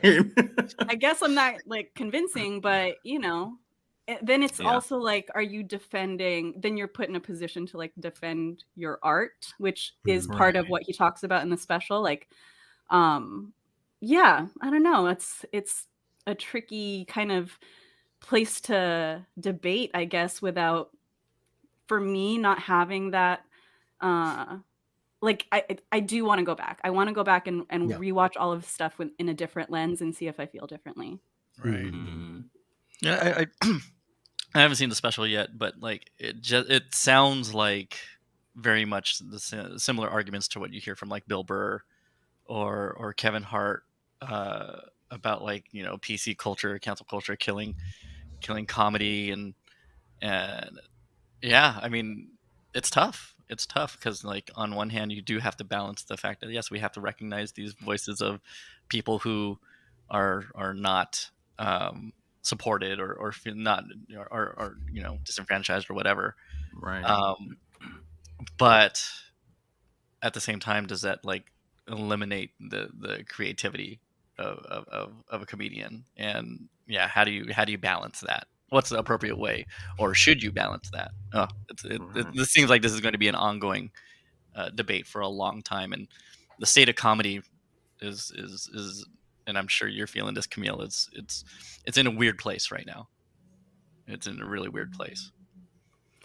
Yeah, I think people are afraid to kind of say. I think a lot of people are afraid to say what they want, or they're kind of second guessing. And I think, you know, Dave Chappelle is in his own world. He's in his own league. And I think that the rules for him are different than the rules for somebody, you know, like that goes to open mics and like, you know, is just like barely getting into the scene. But I do think that the major concern is that people feel that his special is pitting marginalized groups against marginalized groups, and that it can have a deadly effect on people in the trans community, specifically Black trans women. And they're already such a target, you know? So like that is the part of it that I think can have really like a dangerous side effect from somebody with this much of a platform, like saying whatever he wants, you know, or you know, not whatever he wants, something that is actually well crafted and well thought out, that, you know, what kind of just negative byproduct is going to come from this in the trans community. And like, is there a solution, you know? Right. That's the question. Like, what is there a solution? What is that solution? What does that look like? I mean, I think a lot of people are arguing he needs to be canceled. You know, people are like, he needed to be canceled like 3 specials ago, you know? But like, is Dave Chappelle really going to get canceled? Right. You know? And he knew, and he knew this. Like when he put Oh out this yeah. content, he No, knew 100%. how much this was going to affect society, and this is That's probably why this why is he did the it. closer, right? He's like, I'm not gonna come back after this, so I'm leaving it all on the table now. Yeah. Right, Because I got my money. right, So right. And it's not. This ain't really. Come on, I don't even think this is going to be the end of him anyway. yeah, Like, he's sure, this is opening the a closer comedy of this. club. Yeah, he has his comedy club. He's gonna be He's fine. opening it in Yeah. Yellow Springs. So Mhm. Yeah. Yep. yeah. And We'll any other always have a platform's stage. still going to try and put Exactly. money. Like, and any other platform's going to be like, yo, like, especially after that, maybe like, even though yes, it's very, it's just very conflicting to have, or very tensions to have him, but because there's so much controversy around him, like, no, he's probably some other studios be like, okay, I'm down to pay. Mm-hmm. I was gonna say, but that's the thing, is he's still drawing an audience. He's still so the dollars are still coming in. Like that's the thing, because even people who are hate watching, Yeah. it's still a watch. I mean, Bill Cosby is doing shows still, like he got out of prison and apparently like he's performing, Right. So What? yeah, Yeah. like I was watching an interview with Tiffany or listening to an interview with Tiffany Haddish, and she was like, part of me is like, oh, he's such a bad person, but the other part of me is like the comedian part of me is like, oh, I want to listen to his material. Like, what kind of shit does he have to say about jail?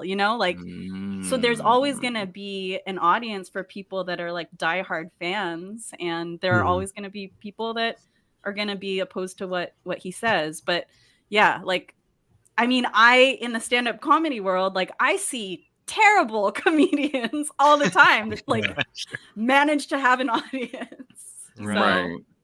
Yeah. Well, Louis C.K., right? He had a whole crazy thing too, and like he had a little comeback tour like a year ago or something like that, or before COVID. And and that guy's his deal was crazy too.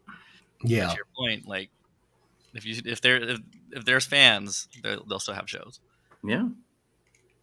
Yikes. Yeah. Wild. So I don't know. I think you guys need to watch it. Because I mentioned that. So because I mentioned this, and I didn't like the last two ones because I felt like he was definitely poking at the trans community a little much.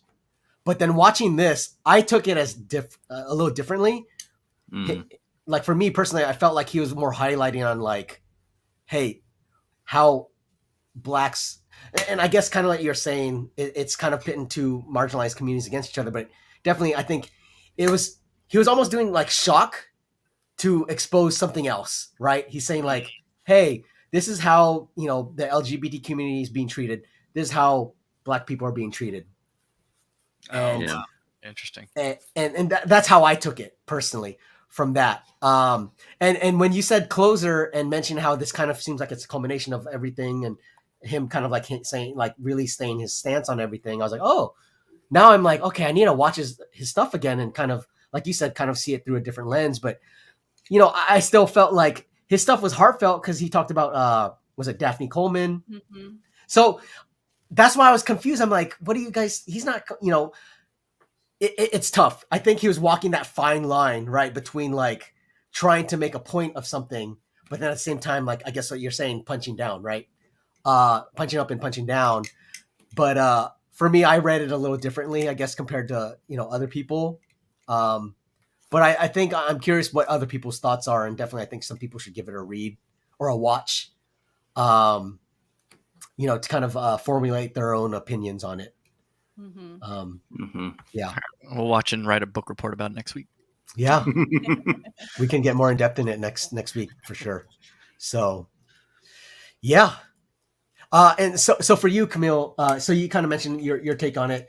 Obviously, you're friends with a lot of other comedians. Like, what are their takes on it?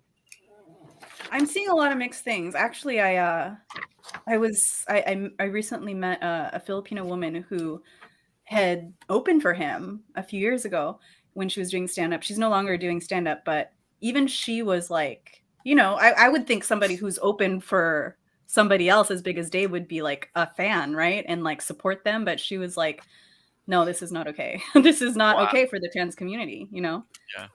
So Yeah, like the more that I am seeing from my friends in the comedy community that also identify as LGBTQ, I'm like, okay, there is a whole like perspective that I have not looked at this with. Yeah. And, you know, like the part of me that was watching it was just like the comedian student, you know, that's like, let me like analyze the structure and like, where is he getting laughs? What's building up to it? And like, you know, how is he using his voice and his perspective to make a compelling premise and pay it off with a punchline? So now, yeah, it's just an invitation, you know, to kind of expand like my perspective, I think. So For sure. Right. Awesome. Yeah. So I'm sure more will come from this. It potentially could be pulled off Netflix. So definitely give it a watch if you guys can before it gets pulled off. Maybe tonight. We'll see. Right after the show. Dude, that's what I'm saying. Like, as soon as I started seeing headlines on it, I was like, ooh, I need to find a way to download this before it gets pulled because I don't have time to watch it right now. But I definitely want to see it. Which is, I guess, interesting because it's probably going to spike viewership up. Like, I'm sure after the headline came out, everyone's like, well, what's going on here? Exactly. A lot of people are watching it. So, and anybody that's a fan of Dave Chappelle, you know, if you didn't know that something else dropped, because to be honest, I didn't see any advertisement for it before it dropped. He doesn't usually do that. No, it's like 2 days. It's like the day of 2 days before. It was a couple days before. And I was actually going to show it in the trailers, but I guess I'll show it next time. But yeah. Yeah, but no, I happened to, you know, I logged into Netflix one day. Actually, no, I got an email from Netflix and it was like, yo, Dave Chappelle dropped another one. And I was like, and it was like available today. And I was like, I didn't see any ads for this. Definitely got to watch it, but don't have time right now. Yeah. Cool. All right. So let's move on. That was it for our pop culture section. Let me bookend this.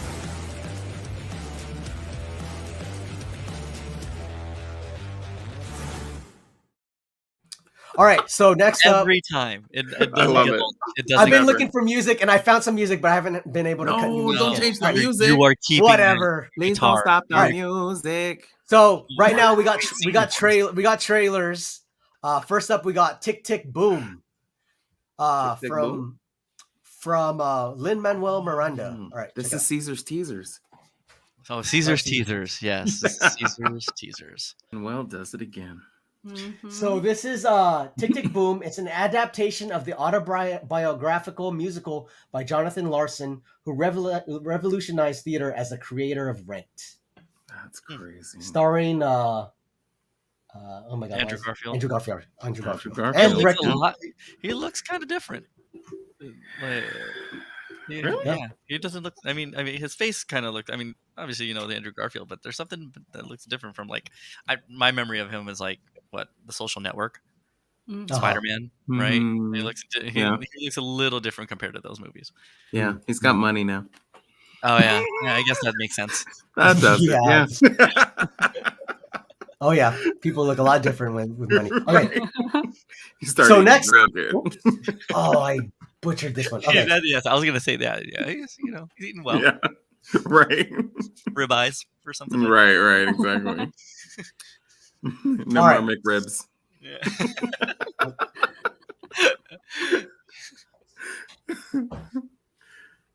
Hold on. Holding. Wow. Oh, wow. Coming in shots fired. Jeez.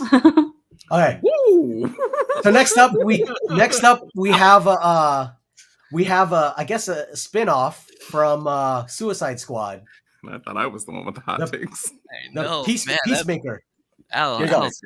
Yeah. Feisty. Are you kidding me? Did this dipshit really show up in full cosplay mode? This is the guy Waller's giving us. I told you she's fucking us. She's not fucking us. Is that an eagle in his back seat? She's fucking us. Hey, scooch. Why are you in your costume? Costume. This is a uniform, and it's brand new, so I gotta stretch it out, make it more comfortable before we go on a mission. Maybe I'm stupid, but why would you even want to wear that on a mission? A bright red shirt and white pants aren't exactly conducive to lurking in the shadows. People see this uniform, it strikes fear in their hearts. What people? The other people at the Village People tryouts? Why is there a bald eagle in your car? It's Eagle. You guys work without me? Eagly is your pet eagle. Yeah. Is your dog named Doggy? All right. Do you have a daughter named Daughtery? Jealous of a guy's pet eagle much?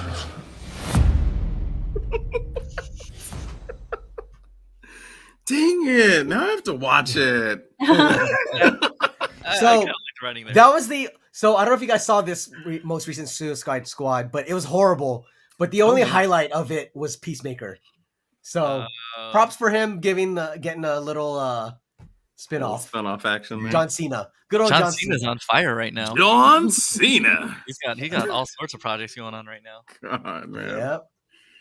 Who'd have All thought? right. Professional actor turned wrestler. I mean, professional wrestler turned actor. Weird. Weird formula. Right. It makes sense to be a superhero, right? Oh yeah. So we showed the teaser for this, but this one is played out a little more, and I think Marcus and Neil will enjoy it because it has everyone's favorite Game of Thrones girl highlighted a little more.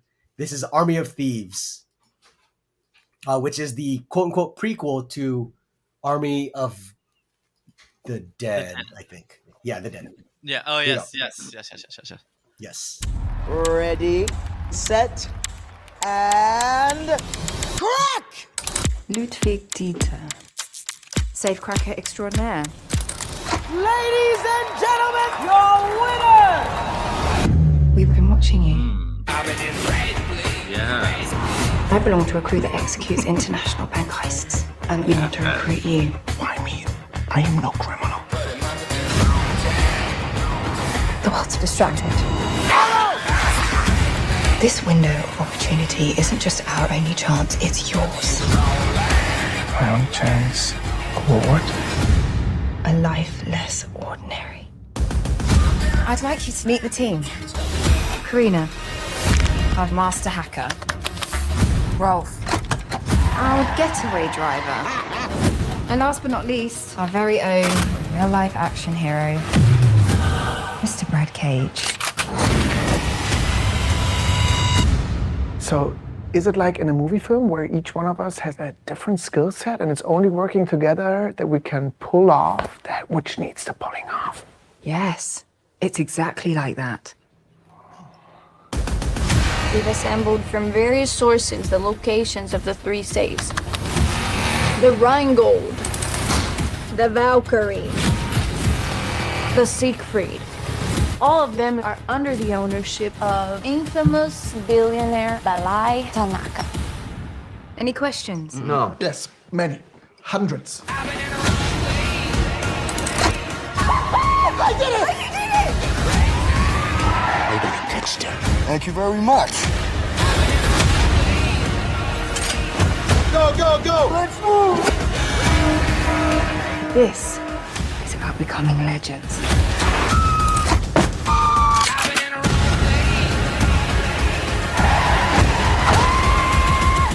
What are you doing? I'm warming up my instruments. But it must have been right now. Yes, absolutely. That's great. Yeah. Mm-hmm. You're just watching it for Homegirl. All right. And your point is? Let's see what else we got here. Can't wait till the 29th. Can't she translate that's what she said into Game of Thrones speak?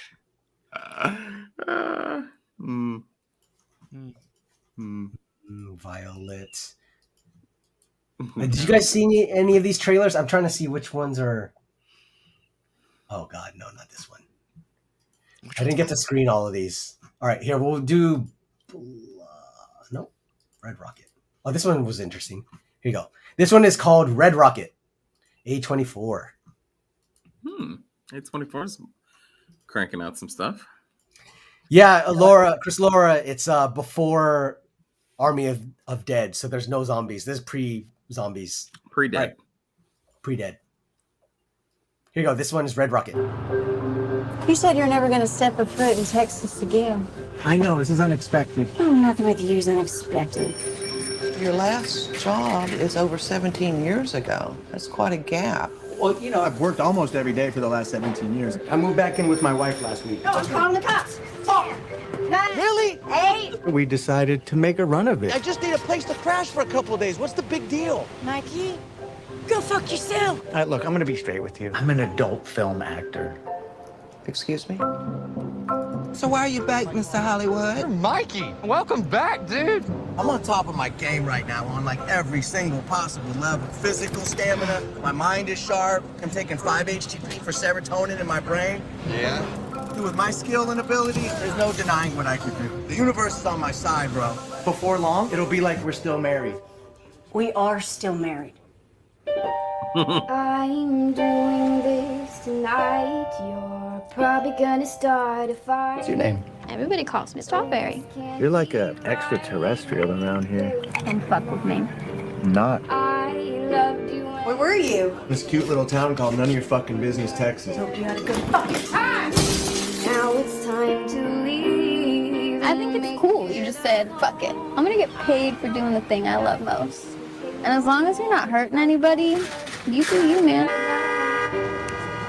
I'm not afraid to fight you. I don't give a... What the fuck? He sucker punched me. I would 100% out-cardio that guy. Fuck. Sorry for swearing. The shit got out of control. I came this fucking close to getting shot. This fucking close. The dog's like, oh, he's a good man. I can tell by his nice energy. Your persona non grata. Life's sweet, Sophie. Life is sweet.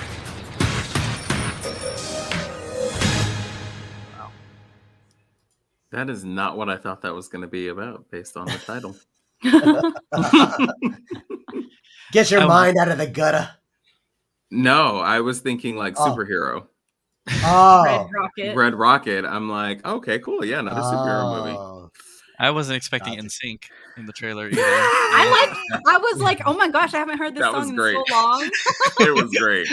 And You're the hooked, transition, the cover at the beginning and transitioning into the real thing, that was great. That was great. Oh, we know Camille's in now. So Oh my gosh. I'm All watching in. it just because of that. NSYNC. So, question for you: were you NSYNC or Backstreet? NSYNC? It's funny. I was an NSYNC fan, but it's funny because my boyfriend's a musician and he used to open for the Backstreet Boys. So I'm like, yeah, I wouldn't have liked you. Oh man! All right, so this is not really a trailer, but this is opening credits, and I thought that we were supposed to show this last week. I totally forgot, but we're gonna show this real quick. Cowboy Bebop, the opening credits. Oh yeah, I haven't seen Yes. Oh yeah.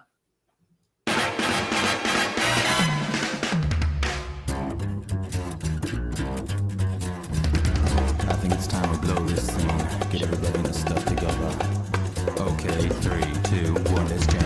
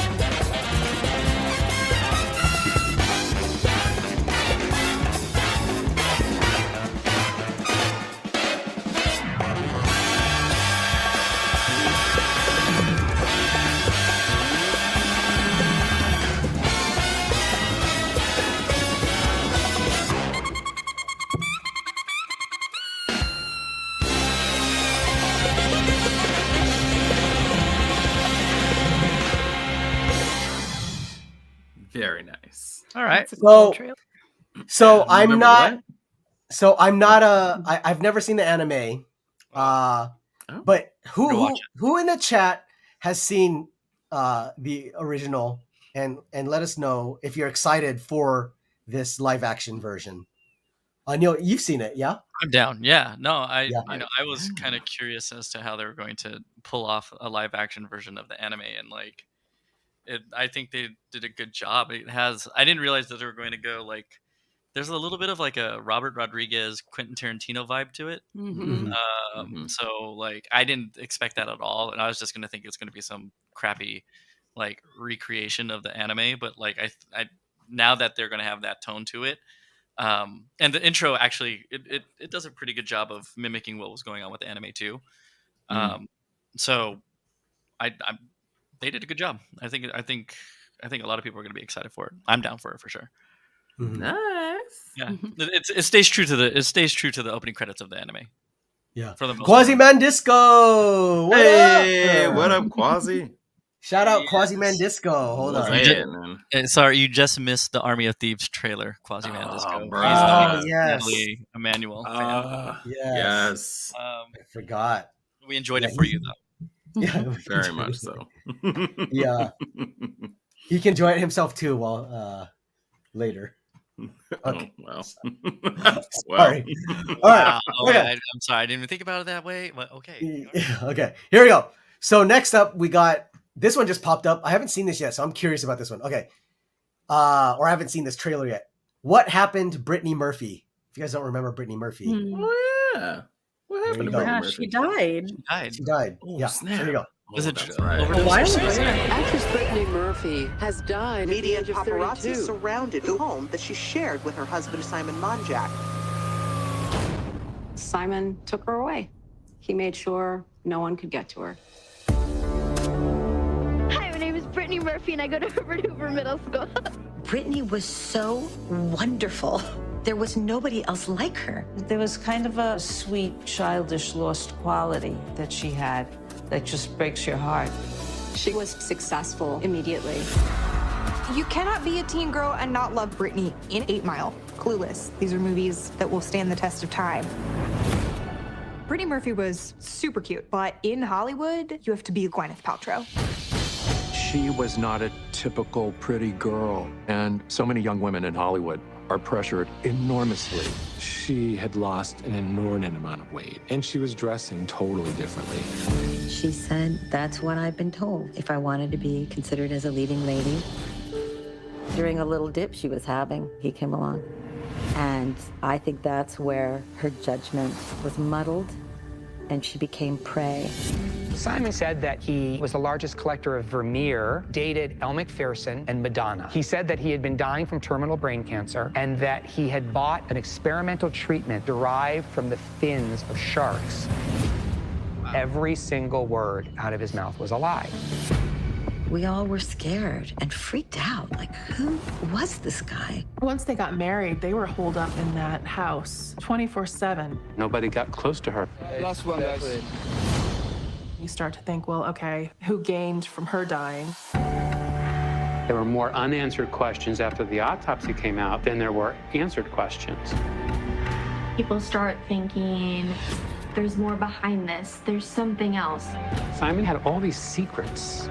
He actually said people in the government were watching them. Brittany's dad was sure someone had done it. You visibly see mold. Is the house cursed? Something made her sick. A healthy 32-year-old doesn't just die. Wow. So, Chris says there's a true crime YouTube that believes there's a conspiracy, and boom, here we go. It's highlighted here in the trailer. Wow. Hey, once again, guys, HBO Max, their content, man, they just keep they're dropping crazy content. Yep. Yeah. It sounds like you guys are gonna watch it. Yeah. So, real quick, the intention is to, yes. Yeah. Real quick, out of all of these that we've shown, what's the one you're most interested in watching? Neil. Yes, Cowboy Bebop. Okay. Marcus. The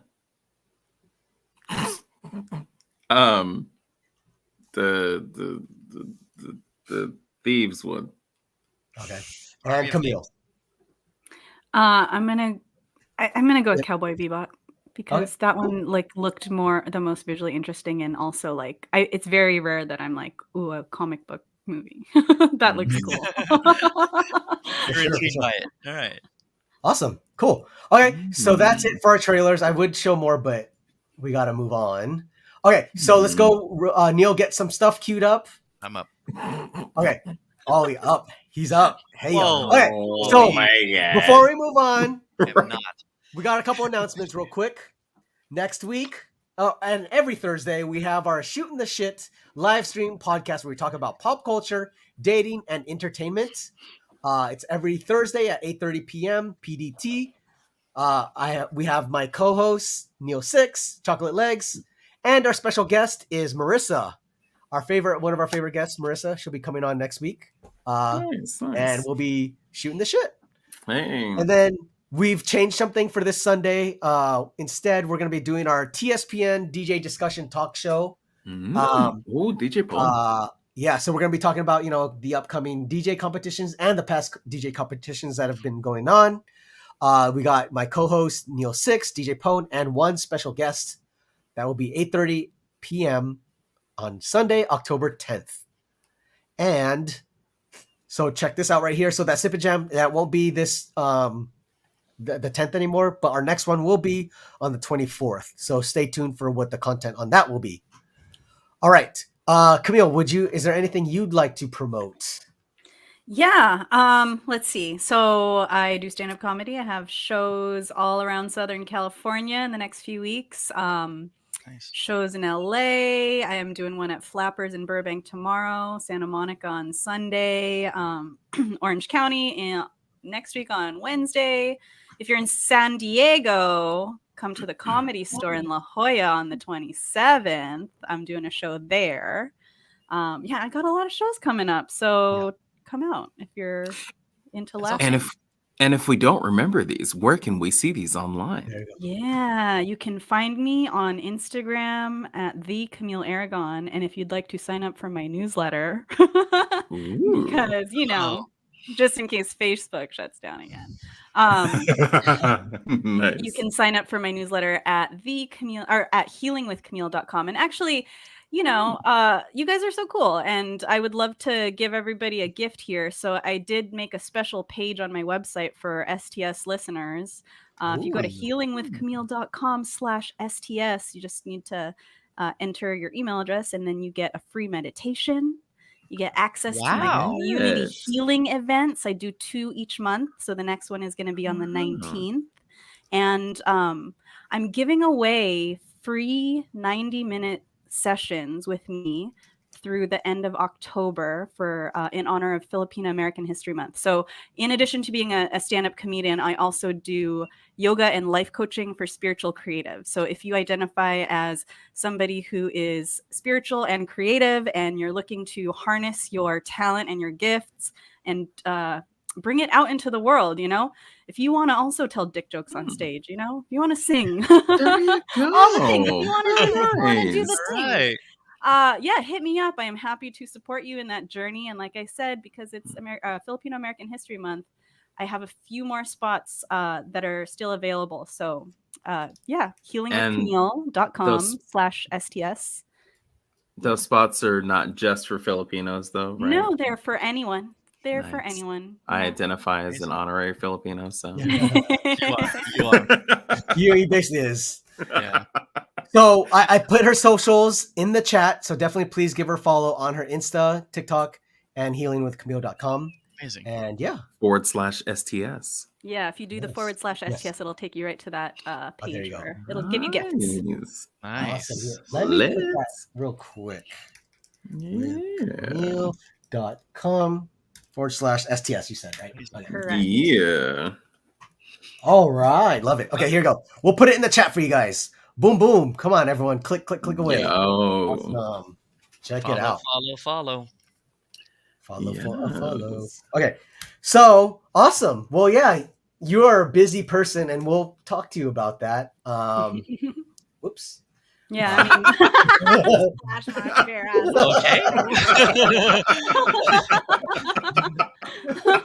So yeah, I mean, you're just doing so much. So definitely, if you are here in the, like she mentioned, in the LA area or in SD area, definitely. But you also do stuff in the Bay as well, correct? So yeah, well, I was just there. I was just there this last week for the Pinaista Summit in Berkeley, and while I was there, I was like, let me see if I can get on some stand-up shows. So yeah, I would love to continue just touring all over and keep doing shows. So awesome. All right, cool. Okay, so here we go. So Camille probably hasn't seen this portion, so this is be prepared. We apologize ahead of time.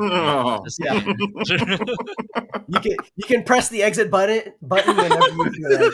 Okay, here we go. Hi, guys. It was nice knowing All you. Right. No, I can't wait. I can't wait for this part. I've been waiting for this. Oh my god.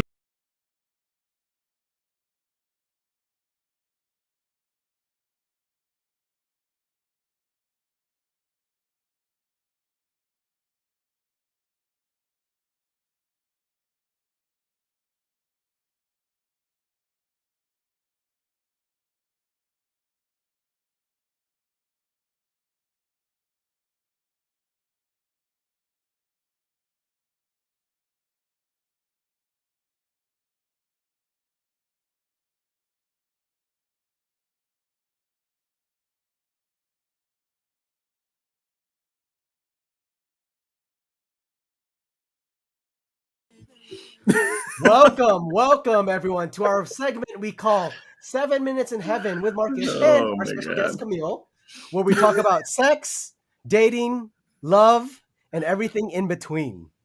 That's what she said. Yes. All right. Okay. So. Oh man. All right. Here we go. So how we usually like to start this off is we like to ask Marcus. So, how has the dating apps been for you? Have you been on it lately? Me? Oh, hey. No, actually. Yeah, no. I'm producing a show right now, so I've had no life.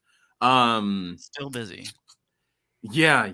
Just a little bit. You're supposed to give us content, dude. That's part of our deal. as of Monday, my show is on Sunday, so as of Monday, I will have a life again. I'm trying to think. Did anything happen this week? No, I haven't even been in the DMs. Wow. I know. No DMs, huh? No, nothing. Crickets. Oh. Okay. Oh, what? No, I did get a text this week, actually. Oh, all right. Was it involving a picture? No. I got no.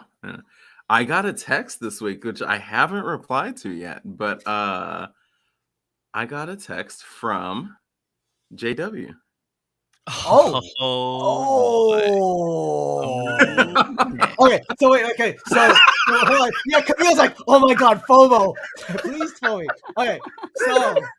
Yes. And Missy Big does not know J-Dub either. Right. Yes. Okay, Yes. so yes. we have to. We'll try to give the Cliff Note version of this. So Marcus has plenty of options, and we've given some of them nicknames. And J-Dub was basically a person he was seen on the regular, but it was more like a friends with benefits type of thing-ish deal, I guess. Yeah. It'd be a once a month visit. And the reason why we call her J-Dub is one time they hung out at a JW Marriott. And so we're like, okay, let's call. And then he has another one we call Friend Zone because obviously he was friend zoned by this girl. Oh, so this one is called J-Dub. Her birthday. But J-Dub is on our naughty list because not in a good way. She's in the corner basically. Yeah. Ooh. So she got adult timeout. Okay, what'd she do? Basically some stuff that basically made her not look very good in a very good light. made her look very But what did selfish. And but what did you do, Marcus, to make oh, her react that way? oh, Well, so actually, funny enough, you ask. I wait. How do we phrase this? I enabled her behavior. that's a good. That's That good is way a good way of to putting put it. That is a great way of putting it. I definitely enabled her behavior and have over time. Yeah. And so she just kind of exposed how selfish she can be.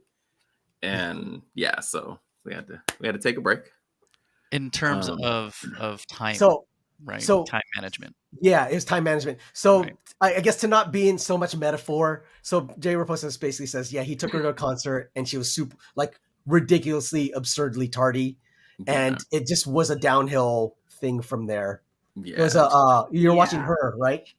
Yeah, we went to go see her at the Hollywood Bowl. I was at that concert. Oh, you don't want to miss that. A lot of people were at that concert. Yeah. Mhm. And Marcus basically only caught 2 songs, right? 2 songs? We got there, or we got to our seats when she was in her second song. So we got most of her set, but we missed everything before and even part of her set. Which Marcus loves checking out. You got to check out the openers and all the other stuff. You got to enjoy It's the like a ambiance. settled feeling too. Yeah. And she had a really bad attitude about it, and so it was a rough night, and quiet night going home. It was, So she texted you and you left her on red. Yeah. So okay, you were at that concert, so you know how long ago that was.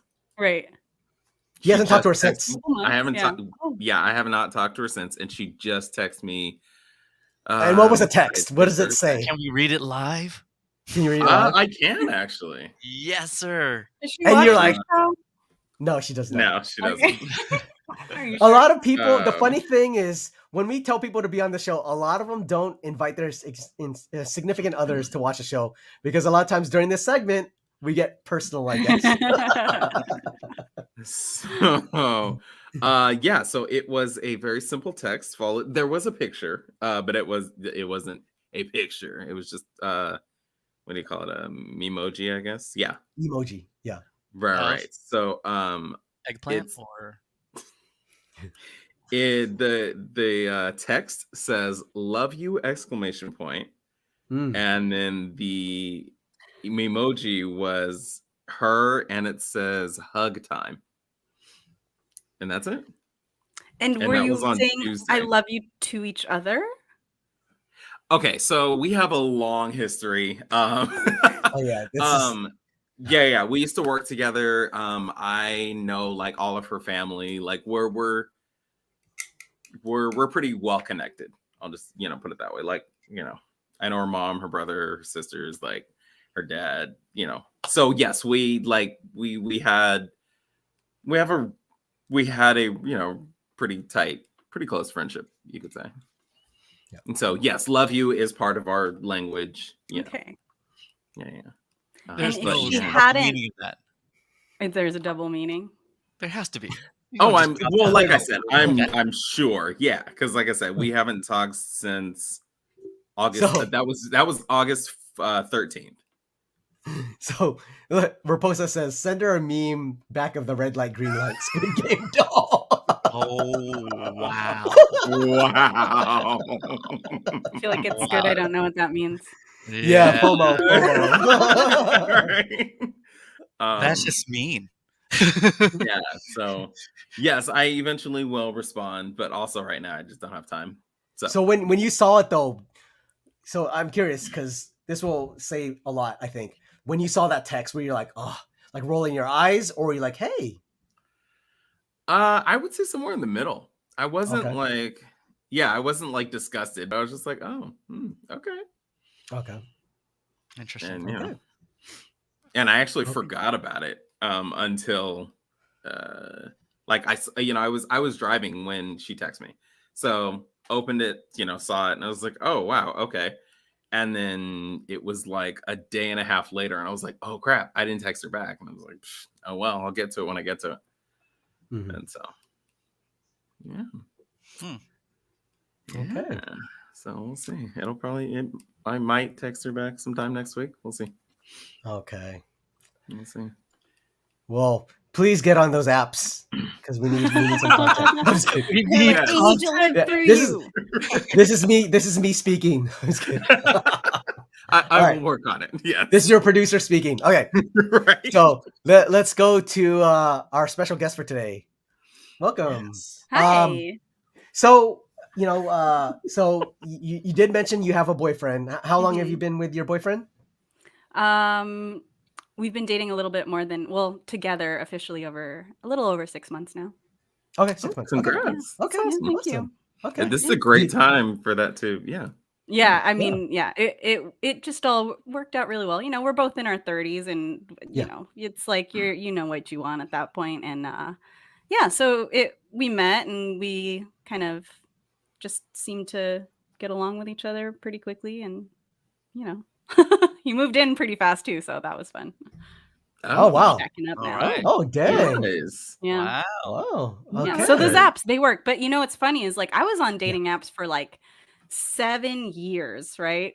And he was on this dating app for like a month. Oh wow! Wow. Oh Yeah. wow! So he got lucky. Yeah, he did. Both of you. Yeah. Come on. And I No, got I'm just saying. material. There you go. There you go. All right, so No, yes, no, I'm just- is he very much a prominent figure in your material? He has a lot of he inspires a lot of material. Yeah. Like Okay. I have I mean, not like a significant portion of my set is him, but there's like a few jokes that I tell about him and some that I like I'm still like working on, but Sure. he does not mind me Okay, making fun I was of gonna him, but I do like ask permission before, Yeah. Oh, that's good. I like So- I'll run it by him. Yeah. Okay, so you Okay. run the actual joke by him first. Yeah. Okay. Yeah. Okay. I have a question. then. Does he give you notes? Is he like, you know what? Maybe Oh we my should gosh. turn that-" Yeah, he does. Cause Okay. he comes to a lot of my shows, and Yeah. he like As he should. if I get an idea like for a joke or something funny happens, like I'll just bounce an idea off of him, like the other day, like we were staying in a tiny house in Oakland, and then we came back to our regular house, and I was like, oh, a tiny house is like the best thing about a tiny house is like coming home to your regular house, right? And then Yeah. he was like, oh, that's kind of funny. And then I like came up with another thing. He's like, oh no, that doesn't work, like a tag for it. And then I was like, oh, what about this? Like, so he kind of helps me like fine tune like what the punchlines are. But there are a couple of punchlines he's given me that consistently get laughs, and I'm like, dang it. Oh. Like, Okay, I have so to he's give him funny too. residuals. Yeah, he is funny. He Nice. actually has Okay. he has quite a big TikTok following. He doesn't do like Hmm. musical comedy, but he does funny music videos where he takes like Okay. modern day, like he did this whole series where he took modern day rap songs and did them as if they were performed in the 50s. So Oh, that's yeah, it's cool. Yeah. Nice, So nice. he has a nice little audience there that enjoys his stuff. So he does have a great sense of humor, and I'm grateful that he lets me make fun of him on stage. Nice. Yeah. So- Is he familiar with Postmodern Jukebox? Oh yeah, he actually is probably going to collaborate with them soon. Nice. That's why Wow. when he mentioned it, I was like, oh, I'm sure he's Yeah. Yeah, I'm that a makes huge fan sense. of PMJ actually. Yeah. oh, they're Yeah. great. They're Look awesome. look out. They're working on something. So Awesome. Nice. Very nice. That dude English. What's up, sir? Yo, what's Yeah, happening? What's happening? that dude English. Yeah. Our- You our miss favorite- Caesars, Our man. favorite Brit. Yeah. Unfortunately, yeah, you missed the trailers today. Yeah. Womp womp. Don't worry. But you're here next for week 7 episode. minutes in heaven with Right, Camille. right. Yes. Which is like- fascinating. And- So I and, have some sorry, questions. really quick. Sorry, Ulysses Dominus Maximus. Thanks for the follow. Thanks for the follow. And Oh yeah. Salad won't get tossed right now. It might get tossed later. All right, here you go. Go ahead. Wow. What? Okay. I don't even on the docket myself. That was very open ended. Where? Yeah. Who's doing that? Where? Oh, right. It's open-ended. Okay, go ahead. Okay. Open-ended. So, Camille. yeah. Okay, go ahead, Marcus. I have questions too. Yeah, so many questions. Feel free to, tell me. I'm not going to answer that. But have you, prior to this relationship, have you dated guys that were a little more sensitive or did not appreciate your stand-up comedy? Question. Great question. I did. Like, I had gone on dates with a few guys, and when I was already doing stand-up and I would start dating someone, I would make them watch me do comedy so that I could like Okay. tell if they were okay with it. Okay. Yeah.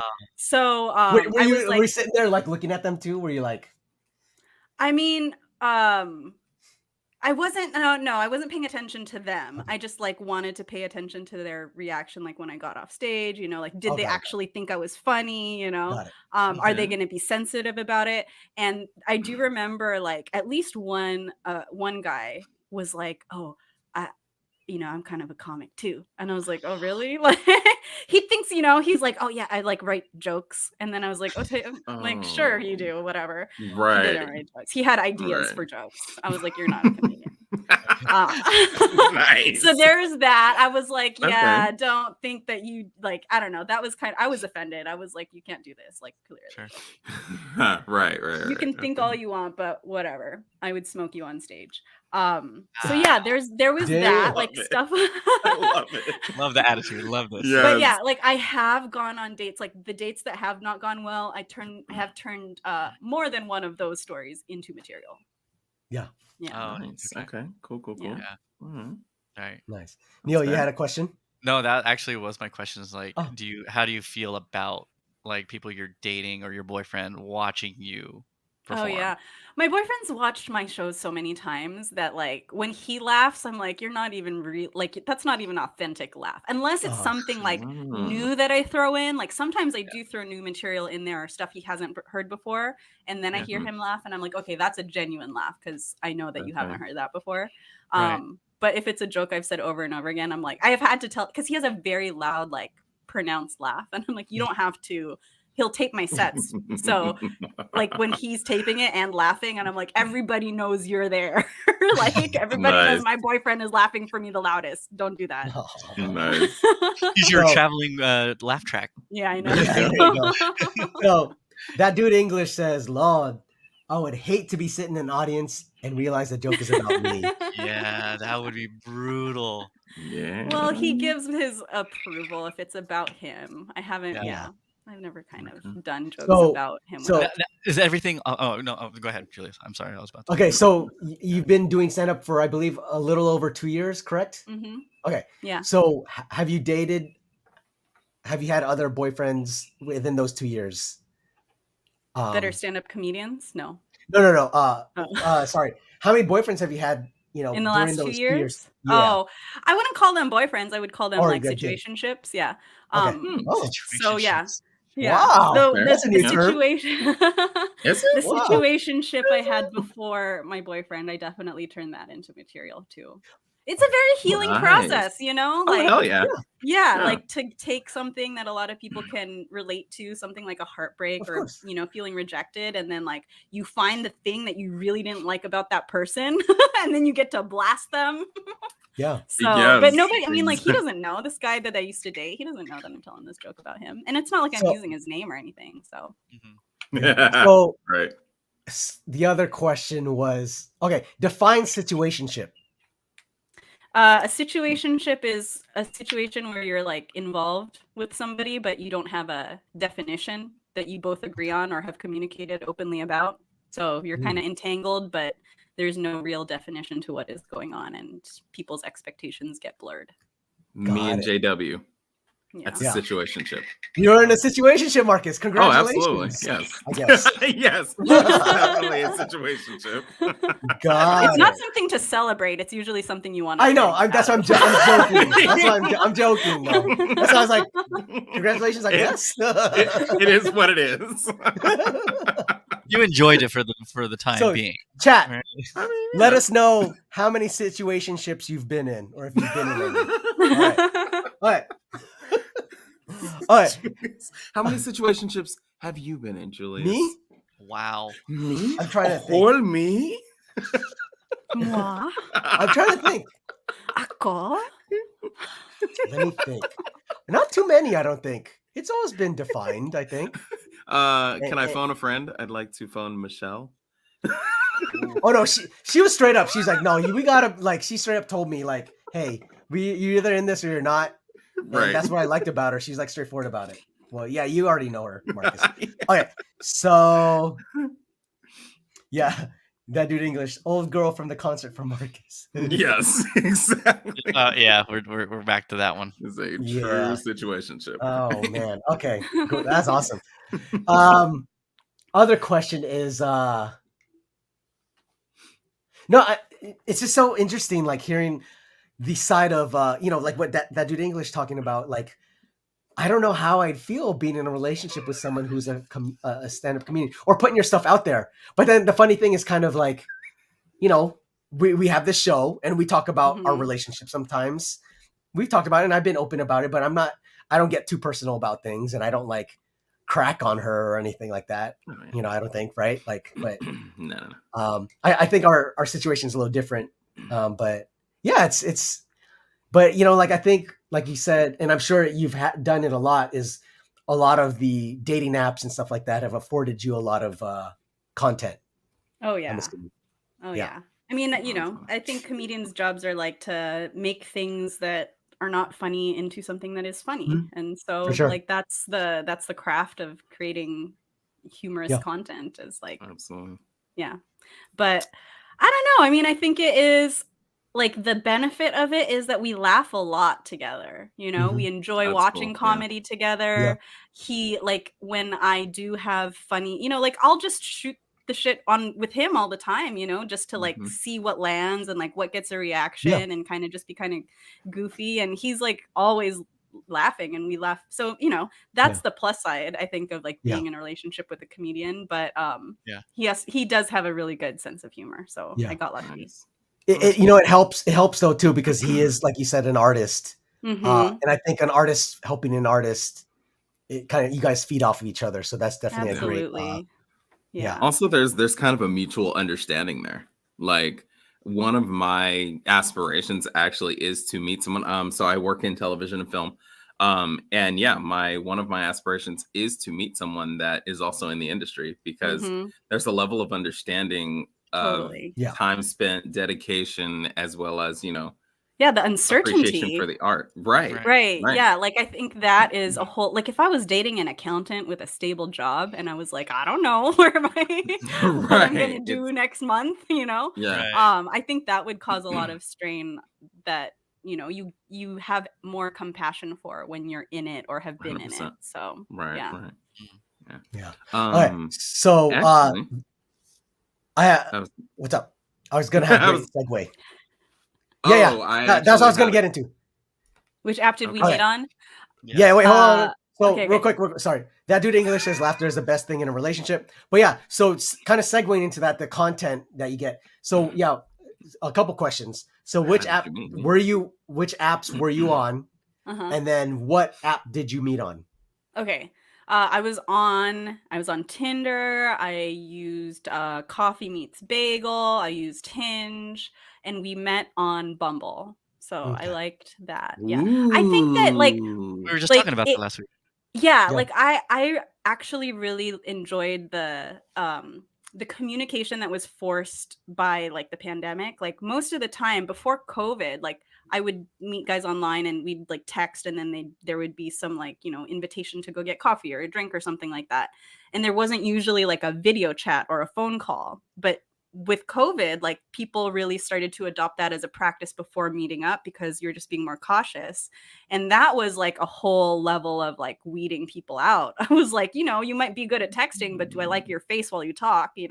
Some people did not pass that test. And I was like, all right, be on your merry way. That's fair. But yeah, so I thought that was really helpful. And, I think it's just having an open mind. And I have dated people. Like I remember, a few years ago, I met somebody on Tinder and we ended up dating for like about 6 months. And it didn't work out because he moved away for work. But it was a really beautiful experience to, meet him. And it wasn't like a traditional, I guess, Tinder kind of hookup. It was like we actually got to know each other. It was probably one of the longest people I kind of waited before we actually like got it on. So, yeah.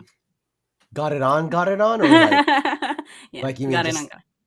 Okay, got it. So, okay, other question is, so you were doing this in the middle of the pandemic. Did you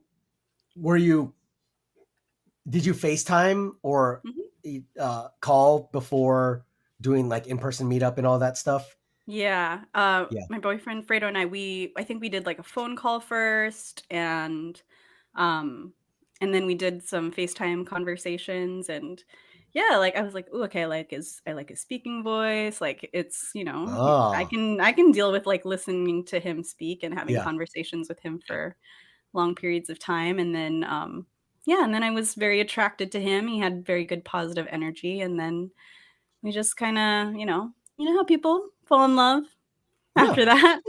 So it was in person. People do. So I have another. Sorry if I'm hogging the questions because I just love asking questions, as Marcus and Neil knows. So did you treat the FaceTime call like a first date? Like were you like getting ready? Were you like actually, I don't think so. No. Okay.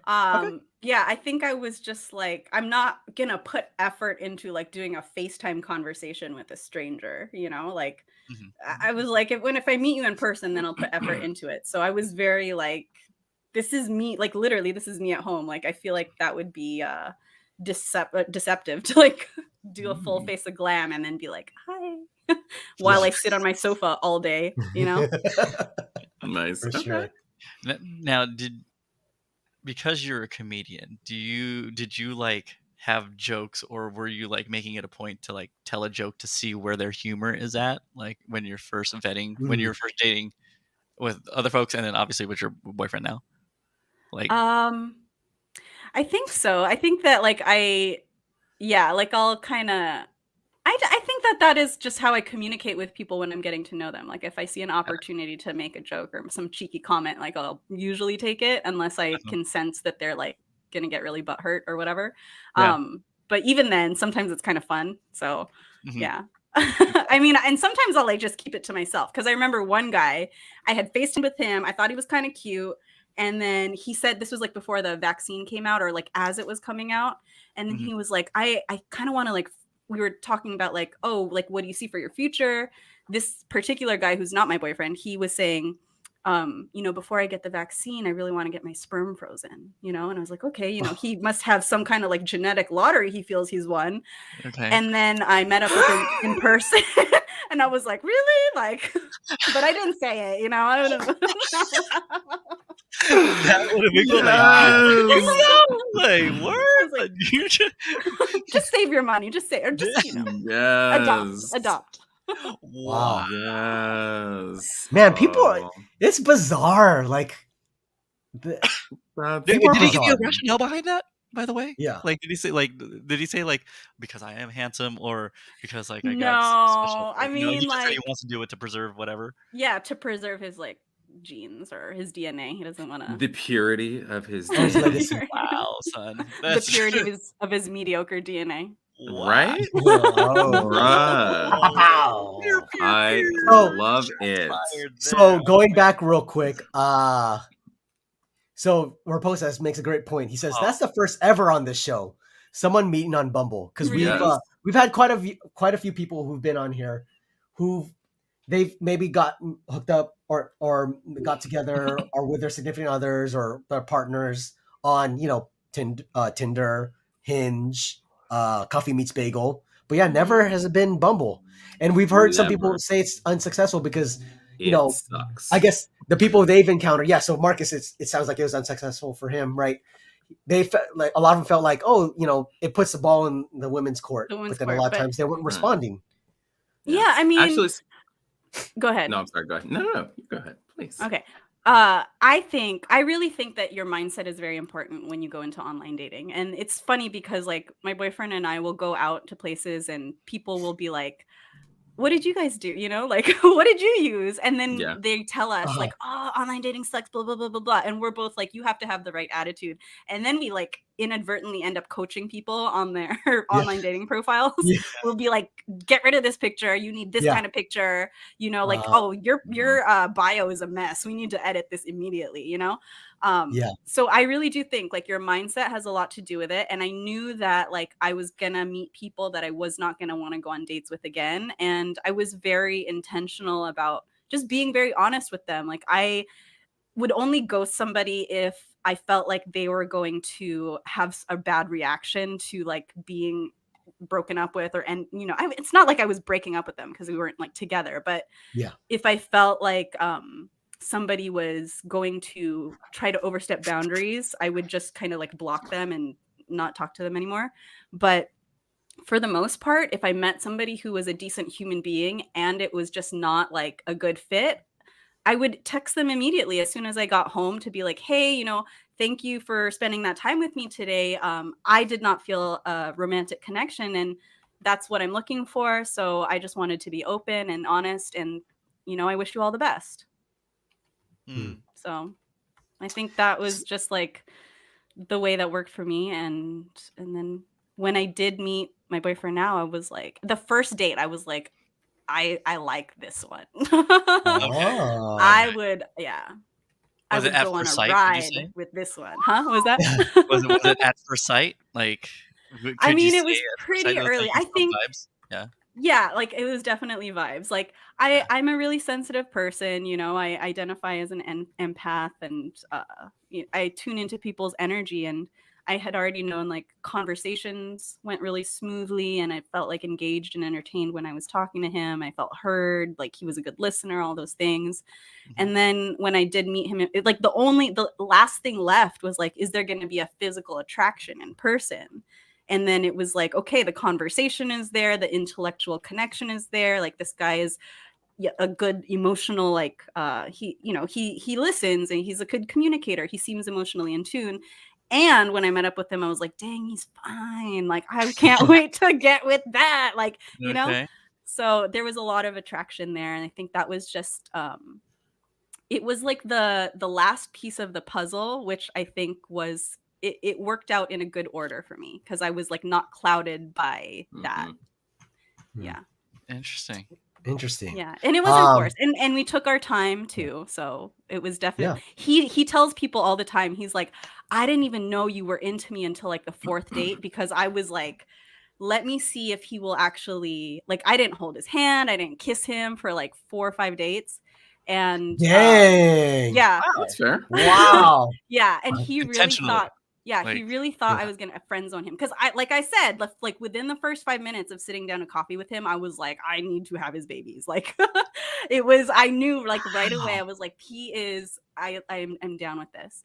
But then I didn't want it to be a situation where like I was putting myself out there physically, and then that would be the thing that would like start the relationship. And then I would be confused and like emotionally like kind of caught up in what was, you know, what does this mean? So it was certainly like a build up, and I kept him on his toes for the first few dates before I was like, I do like you. Okay. Nice. All right. Nice. Okay.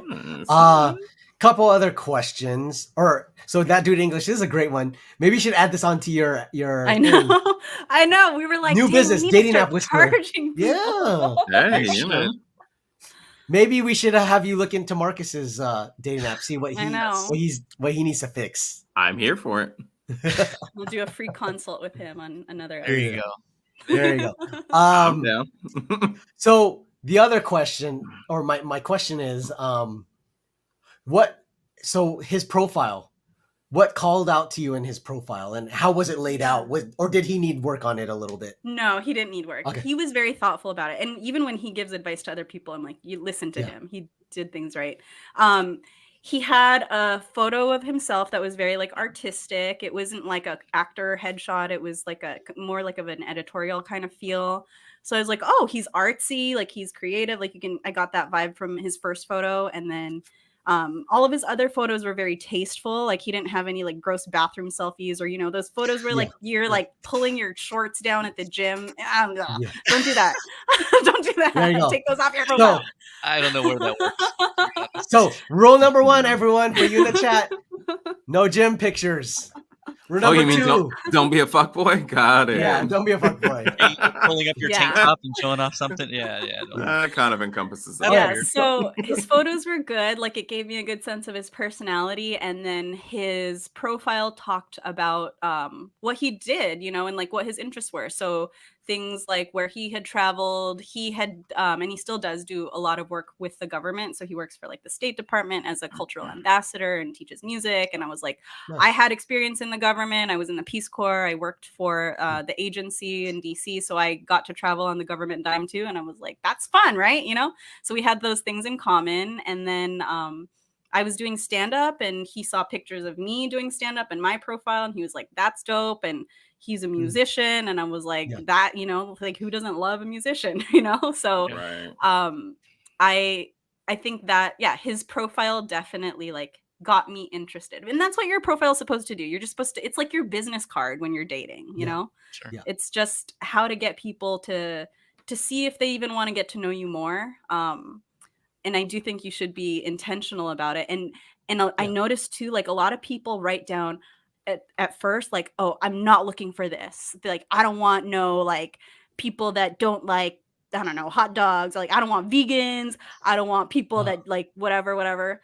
And then I'm like, well, that's all you're going to get, you know, like those people that feel alienated by you are going to be like, how dare you not like vegans, you know, like they're going to be upset. And then you're probably going to attract people like that. So I always tell people like, say what you want, not what you don't want. Right. You know? Interesting. Yeah. Man, these are, this is all great advice.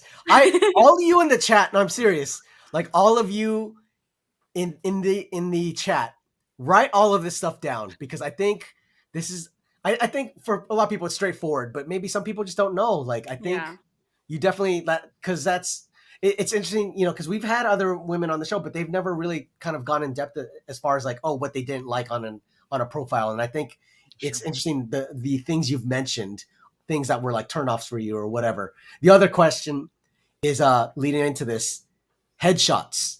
Are those a turnoff on profiles? To me, they were not. Because I'm like, okay, that's another actor, you know? Some people probably, if they saw a headshot, they'd be like, I'm not dating an actor. And then that's fine. You don't want to date that person anyway if you're an actor. Right. Like, to me, it's always like, yes, you want to show the best side of yourself when you're putting your profiles together. And I had headshots on there too, because, you know, like I paid a lot for those pictures and I look good in them. So right. why wouldn't I? Right. So I had no problem with headshots, but also like I'm an actor, I'm a creative, and I, you know, am vain. I would not with like, why would I not share that photo? Right. Cool. Awesome. Right. Wow.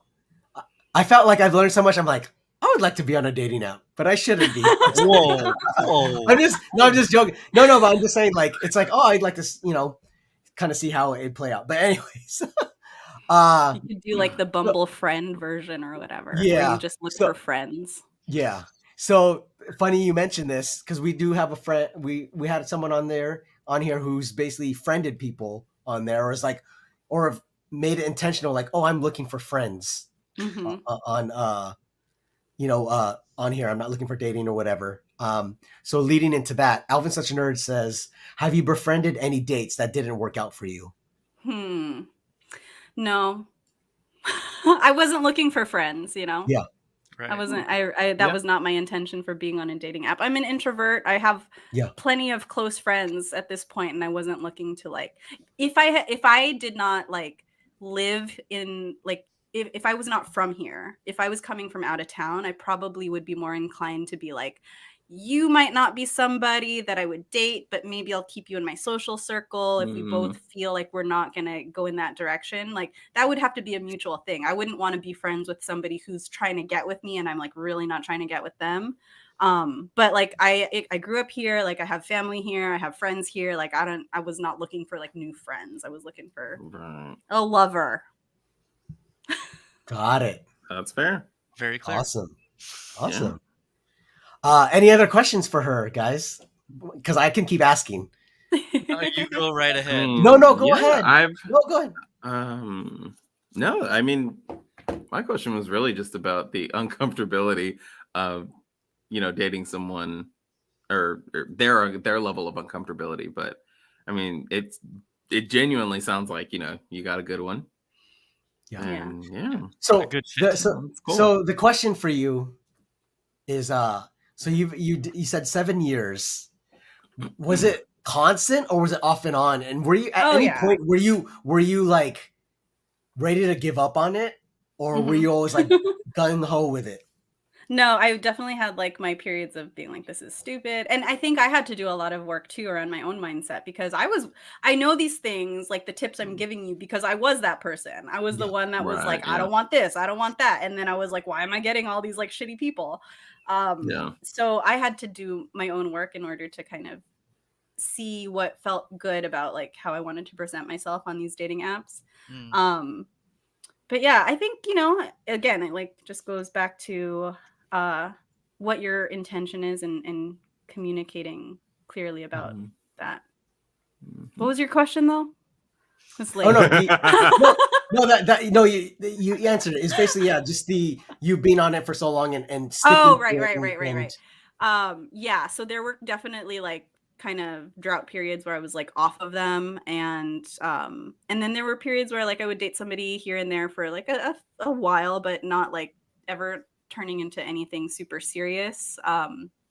But yeah, it's just something like, it's just another way to meet people or to put yourself out there. It shouldn't be the only way. Like, I think if your intention is to meet somebody, like you should also be doing things that you love doing and putting yourself in those positions to like meet people in environments that you already enjoy yourself. Yeah, I guess you're kind of answering this, but yeah, you call yourself an introvert. Was it kind of tough initially hopping on there and always putting yourself out there? Yes, I think that can be a deterrent for a lot of people that identify as introverts. But the positive thing about it is you don't actually have to like meet them in person ever, like you can block them if anything goes wrong, like there's a lot of protection there. It's not like, I think a lot of people have maybe like shame about doing online dating because they feel like they've failed in like real life dating. But honestly, I mean, like, think about how much time we spend on our phones already. Like, and we're already interacting with people on social media. This is just a different platform with a different intention. And I think that people also feel very vulnerable when they set the intention that they want to meet somebody and they want to fall in love, because that implies that there's the potential of getting hurt too. So it's putting yourself out there. Yeah. For sure. Awesome. Well, definitely happy for you. Thank you. Yeah, that's so awesome. And it seems like you guys are hitting off and everything's going well. Was the moving in situation a little tough? Like what was this your first time living with this brother as well as him? Before you answer that, did you move in with him or did he move in with you, or did you guys move in? Yeah. He moved in with me. I had more space. So yeah. The moving in situation, it felt very natural. He was already spending a lot of time here anyway, and it just made sense. Like financially, we're already talking about like the future that we want to build together, and it just made sense for us to really like utilize our resources in a more intentional and like intentional way so that we could create that future. But the things that I think were an adjustment were like just things around the house, like I had my own way. Like I'm a clean person. I like things clean, like sanitary, and like not like dust bunnies in the corner. So, but I'm not like a tidy person. I can handle clutter. And he, ironically, like I'm in his studio space right now. Like he has a lot of clutter, but he like in this room, but he doesn't like a lot of clutter in like the common spaces. So he did a lot of like, okay, let's organize like these areas and these areas. And then I would be like but I have a system. Like, this is a system for me. And I had to explain, like, this is not messy. It's just the way that I organize things. It's the process, right? Yeah. That's how your brain works, right? Yeah. That's actually really funny. Because at a previous job I had, like you said, I had a system. And it was like, yes, there were a lot of things on my desk. But at the same time, if you asked me where something was, I could tell you. Exactly. It's 4 levels down to the left, behind, Totally. Yeah. Like, I know exactly where everything is. It might look a little, wild, but I could tell you exactly where whatever it is you're looking for is. Yeah. Oh, that's funny. Wow. Awesome. So Neo Geo asks, are a lot of stand-up comedians introverts? I figured they'd be extroverts, but the same can be said of DJs. Yeah, that's very true. Yeah, I would say that there are a significant number of stand-up comedians that identify as introverts, and a lot of like stand-up comedy documentaries too. Like, you hear them talking about it.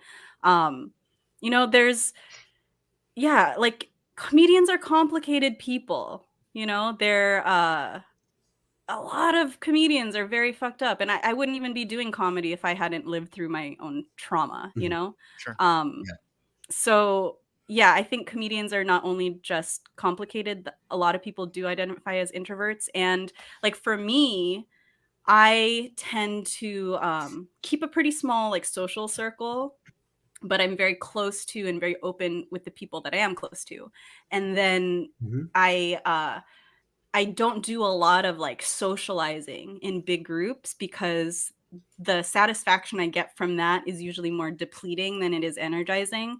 But when I'm on stage, it's like freedom, like total freedom, like any inhibitions that I have of being like called shy or an introvert in my past, like that just all dissolves when I'm on stage. So it's a really like liberating experience. That's awesome. Quite fascinating, because I totally identify with that. I've told Julius, and I think I've mentioned it to Neil. Yeah, I consider myself an introvert, actually, and I am very performative when I'm on stage or in position to do so. But when I'm not on stage, I am pretty chill. Kind of keep to myself. I have a small circle of friends, and if I don't have to meet new people, I don't want to. Yes, that's why I'm like, unless I absolutely have to. Which is what that's so funny. So because I've known Marcus for quite a while, and I'm like, what are you talking about? But so Neo Geo asks, I'd say similar for me as a DJ. And what about you, Neilsix? And I think you've answered this before, but what do I consider myself? Yeah. I wouldn't consider. What do you call it when you're both? Ambivert. I would consider myself an ambivert, but at the same time, I kind of like, if I were to say, I would more so gravitate towards being an introvert, but because of my day job, I've been in sales for a long time. I've kind of taken on this kind of extrovert personality, and now it's like I kind of blurred the lines. There are some days where I just don't want to see people. There are other days when I'm just like, I do need to be around people, right? And they're like, there's some days I hate doing presentations or doing whatever, and then there are other days where like I crave off of that energy. So it just depends on the day, really. So yeah, awesome. So on the topic of comedians, though, I was curious: have you ever dated a comedian yourself? No, actually, would you have? Went on. Oh no. You wouldn't. Well, really? No. Interesting. Okay, I have gotten asked out by several, and I remember even before I did stand-up comedy, I went on like an online date in DC with somebody who was a stand-up comedian, and I was like, I would never date a stand-up comedian from that. And I don't know, it just was maybe that specific person. But when I started doing stand-up comedy and I started seeing like most of the dudes that are doing stand-up comedy, I'm like, no, like that's not like, I don't know. And even the ones that like asked me out, it was like they would ask me out after my set, and I'd be like, "Did you listen? Like, did you listen to what I said?" Nice. Okay. And that like I would not date somebody like you. That's fair. Okay, so I kind of follow-up question to that. Have you ever dated someone that you didn't know as a comedian and they turned out to be? And would that be like a deal breaker if like how would that happen? How do you date a secret comedian? No, I'm just saying, like, if you met, like, If if you I found met, out. well, no, I'm saying, like, if you met in a different space, not in a comedy club, and, you know, you start talking and it just, you know, I mean, I guess you're pretty forward with the fact that you are a comedian, so I guess it would come out immediately, but. Yeah. Like, if that's something we have in common and we, like, hit it off, I hadn't been in a position where I was like, oh, that's a hot comedian and like they look financially stable, you know? Nice. Okay. Well said. That's hilarious. Awesome. That's fair. Oh man. Did you have something else, Neil? No. Okay. So I had this question for you. So we found all these questions, by the way. We're firing off a lot. No, I know. There's so many questions. Thank you. Real quick though. Entertaining me. Yeah. Do you have questions for us? If you don't, then I have a question. Okay. Yeah. Why don't you go ahead and fire? It's getting kind of late anyway, so. Okay. That's true. Okay. So So there's something we came across. So we posted, you know, it's funny. It's a small world, I think, that we live in. Oh. So what? Can't wait to see nothing at all. I'm wondering. No, it's a small world that we live in. Mm-hmm. So one, I guess, what was it, Neil? Your ex's cousin or something like that? Oh yeah, knows. Yeah. No, I think she there was my ex's cousin. She attended some sort of entrepreneurial conference, and I don't think she mentioned that you guys didn't actually meet, but you guys somehow connected. So cool. What's your cousin's name? Her cousin, the name Trisha Hebron. Oh, yeah, that name sounds familiar. That name sounds familiar. She went to Pineista? Yeah, no, not Pineista. It's some. Is sort it of San Diego? It's something in San Diego. That's all I know. But yeah, it was very small world because she saw that post. And I haven't talked to her in a long time. I mean, I didn't date her cousin since high school, right? So it's gotten so long ago. But when you posted that, don't be deceived by his young looks. This guy's a lot older than you. He's a Benjamin Button. High school was a long time ago. Yeah, but yeah, I mean, it was just interesting that like it was a total small world because she, you know, she's down in San Diego. I haven't talked to her probably like 8-10 years, something like that. And she was like, "Hey, I saw that," and she's like, sent the flyer to me from your account. I'm like, "Whoa." Oh, that's so funny. Yeah. That's so funny. Yeah. And so the other connection, we haven't confirmed this yet, but when we posted it, we got a text from a friend. And you can be honest, he said it's totally fine, but he's like, you know what? I think I talked to this girl on Bumble. Oh shoot. Who? Yeah. His name was Chris. Before we get into that, do you remember everyone you talked to? Yeah. It depends. It depends on Wait, who's this person? Is it a Filipino person? No, he's not Filipino. No. Chris Smith. He's what? But he's Vietnamese and Mexican. Vietnamese and Mexican, yes. I don't remember him. Okay, it's cool. But he said like you guys texted for a quick second. Yeah, did he want to freeze his sperm? No, he didn't want to freeze. Okay, good. No. He wasn't that guy. I hope not. Definitely not that guy. That would have been a hella funny. But actually, I don't know. Maybe he was that. No, he definitely wasn't that guy. But you know, he wasn't butthurt by it. He gets it. Like, and he's admitted to it that he's an. I guess he you know, he can be his he can say weird things. But I guess he just said like, oh, you guys went a couple texts, and then it just like I guess you I don't know how it works on Bumble. Yeah, I guess on Bumble you can unmatch them after having a conversation with them. Yeah, but was it a long time ago? He said it was earlier of this year. Oh, like the beginning of this year. He didn't give me the time frame on it. January. But yeah, like January. February. Yeah.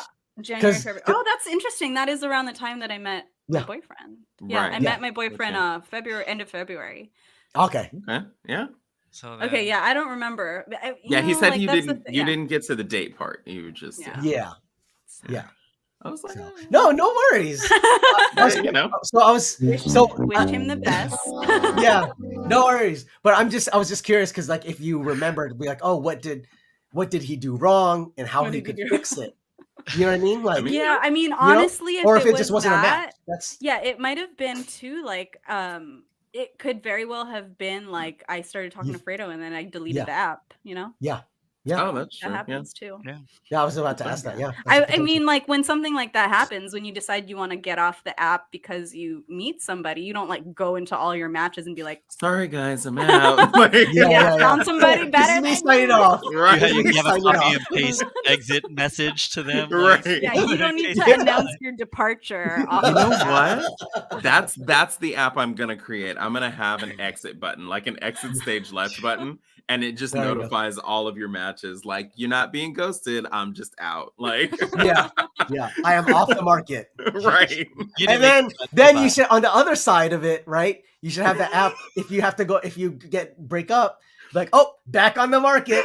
You notify everyone. Like, boom, I'm back, everybody. Right. Like, oh, that would be amazing. That would be. Oh, you know what? That would be super funny. And like. Okay, this might just be funny to me, but the little emoji could be like a for sale sign and be like in escrow on the top. Yeah. Nerd, but that's cool. I mean, like I said, might just be funny to me. Redfin. But it's funny. It'll be a spin-off of Redfin or something like that. I know, it'll go well with the realtors. Right. So awesome. Well, yeah, I just thought it was just hilarious. I'm like, man, this is a small world. It makes sense. You know, here in LA, I'm sure you run across people. We've even talked about it with other people. Some people have seen people they known on those apps. Before I met the situationship, before my boyfriend, I was convinced I was going to end up with him because I matched with this guy that I had dated in Boston in 2008. Oh, schnapps. Yeah. Oh, wow. And then like 11 years later, we matched on Bumble. I was like, oh my God, it's fate. And then I was like, oh no, this is toxic. There's a reason it did not work out in 2008, Camille. Right. Yeah. Thanks for the reminder of why you didn't. Right. Well, maybe it was the universe teaching you a lesson and be like, exactly. Don't you forget it. You didn't learn it the first time. Yeah. So we're gonna make sure you learn it this time. It's just a reminder. That's all. There you go. Comedy. A refresher. Awesome. All right. Well, I think that's it for our segment 7 Minutes in Heaven with Marcus and Camille. Thank you for putting your insight. Camille, I know it is getting late, so if you need to dip out, you can definitely dip out. We move into our what we've been watching segment, and then we basically exit. So do you need to take off? Because I know you said I'm going to hop off because I am teaching early in the morning. But this was super fun. You guys are awesome. Thank you so much Thank you for having me and for letting me share all of my dating insight. If anyone wants online dating coaching, hit me up. There you go. There's a link. There's the link in the chat, right? Healing. Yeah. I put the link, so everyone please click that.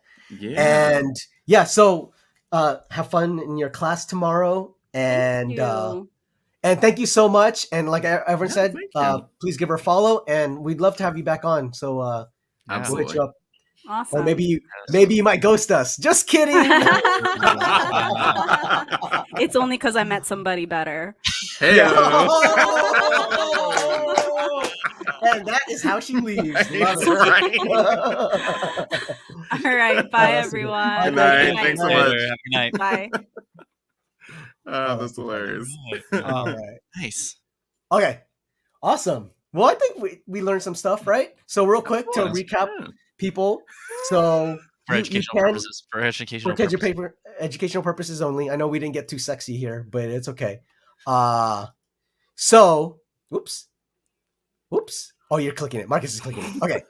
So number 1, no gym selfies, no bathroom selfies. Number 2, instead of saying no, no vegans, no this, tell what you want. Number 3. Oh yeah. Talk about what you want, not what you don't want. Yeah. Tell what you want, what you don't want. Number 3, what was the other one? There's another one. Those are two pretty key ones. But I think definitely look at it and really approach your profile and say, like, is this how I want to portray myself? Yes. Right? Yeah. Right. So, yeah. Absolutely. awesome. Hi, Diva. You didn't miss everything. You missed a lot. But you missed a lot. Everything. What's up, Diva? How you doing, Right. Diva? Oh, wow. I just hit a crazy high note right there. Yeah, you did. Diva! Because my voice is... Yeah, you kind of missed a lot. We had our not homegirl, but hopefully homegirl, Camille talk about her dating life and how she met a dude through Bumble. A success story. It was a good case study. Yeah, great case study. If it progresses any further, then she needs to hit up Bumble for real. Yeah, that's awesome. Yeah, that's pretty lit. All right. And that's it for those. I think what we've learned. I think those are great pieces of advice for any of you in the dating audience, who are currently dating audience. Don't quit. As we mentioned too, she's been on that app. She was on that app for 7 years. Off and on. That's quite a bit of commitment. I'm surprised. The other question I forgot to ask her was if she actually paid, or if she was always doing the free portion.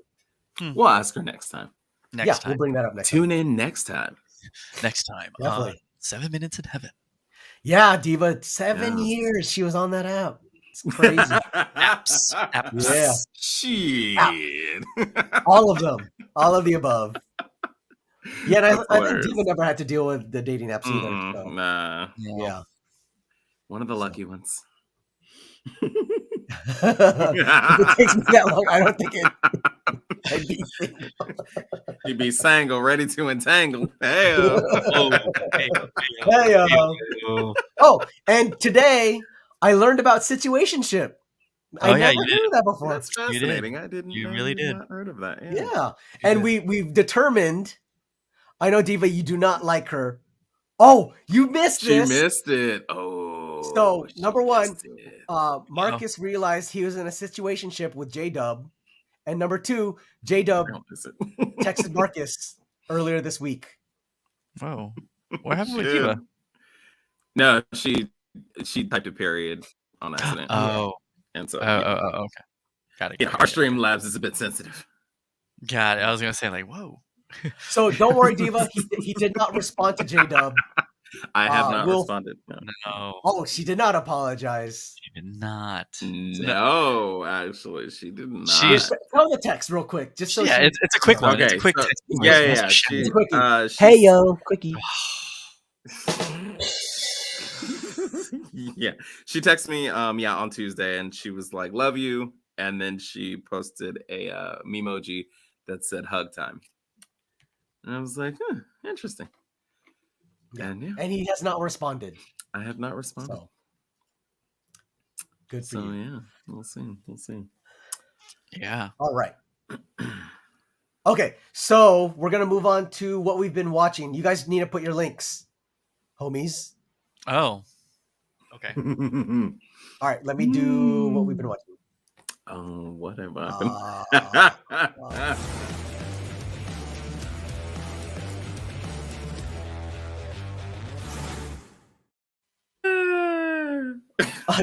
Diva just said that made me like her even less. Fuck her. Wow. 10%. Right? Right. Yeah. Like I said, I looked at it, I was like, interesting. Yeah, and my question to Marcus was it like what this fucking, this girl, right? Or was it like, oh, hey, I miss her? And he said he was in between. Yeah, it was definitely in between. Yeah. Diva says selfish, narcissistic shit. Yeah. That's right. Yeah. All right. Okay. So let's go into what we've been watching. Neil, Marcus, you should do Squid Game. Right? Okay. Yeah, sure. Did you guys finish it? I did not. So I did. Yes. I'm on episode 6. Okay. All right. Man. It's a slow one for us because the wife needs to digest it. And no. It's after the first episode, she was like, "Oh, Yeah, no, it's so funny enough. I'll give a prequel into it. Or we going for it? Yeah, I'll give a prequel into it. So I started watching it, and this I do have to say, is give it through the first episode. Because I started watching it, and even other friends of mine that I've recommended it to, they started watching it or immediately texting me like, dude, this sucks. It's slow. And I'm, when I first started watching it, I was like, yeah, I don't know if I'm going to watch this. I was strictly watching it because of I get it's set up, but it doesn't draw you in immediately. At least for me, it didn't. And others that I've talked to, it doesn't draw you in immediately.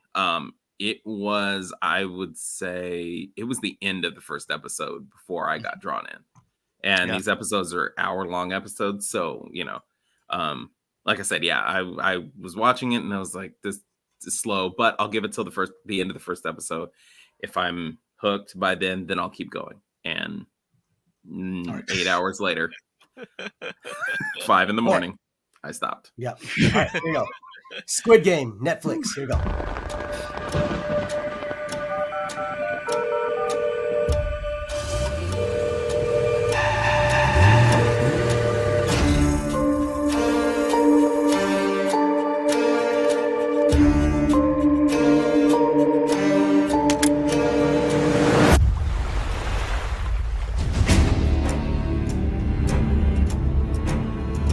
지금 이 자리에 계신 여러분들은 모두 감당할 수 없는 빚을 지고 삶의 변함 끝에 서 계신 분들입니다. 게임에 참가를 원하지 않는 분은 지금 말씀해 주시길 바랍니다.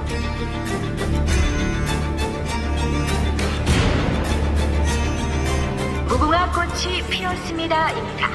그 옛날에 어릴 때 하던 거 말이야?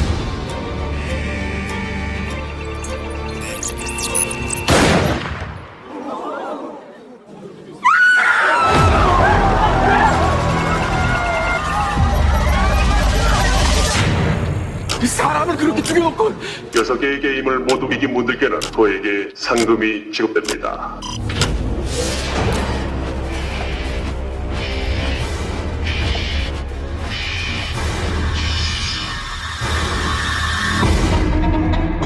눈 바짝 뜨고 계세요.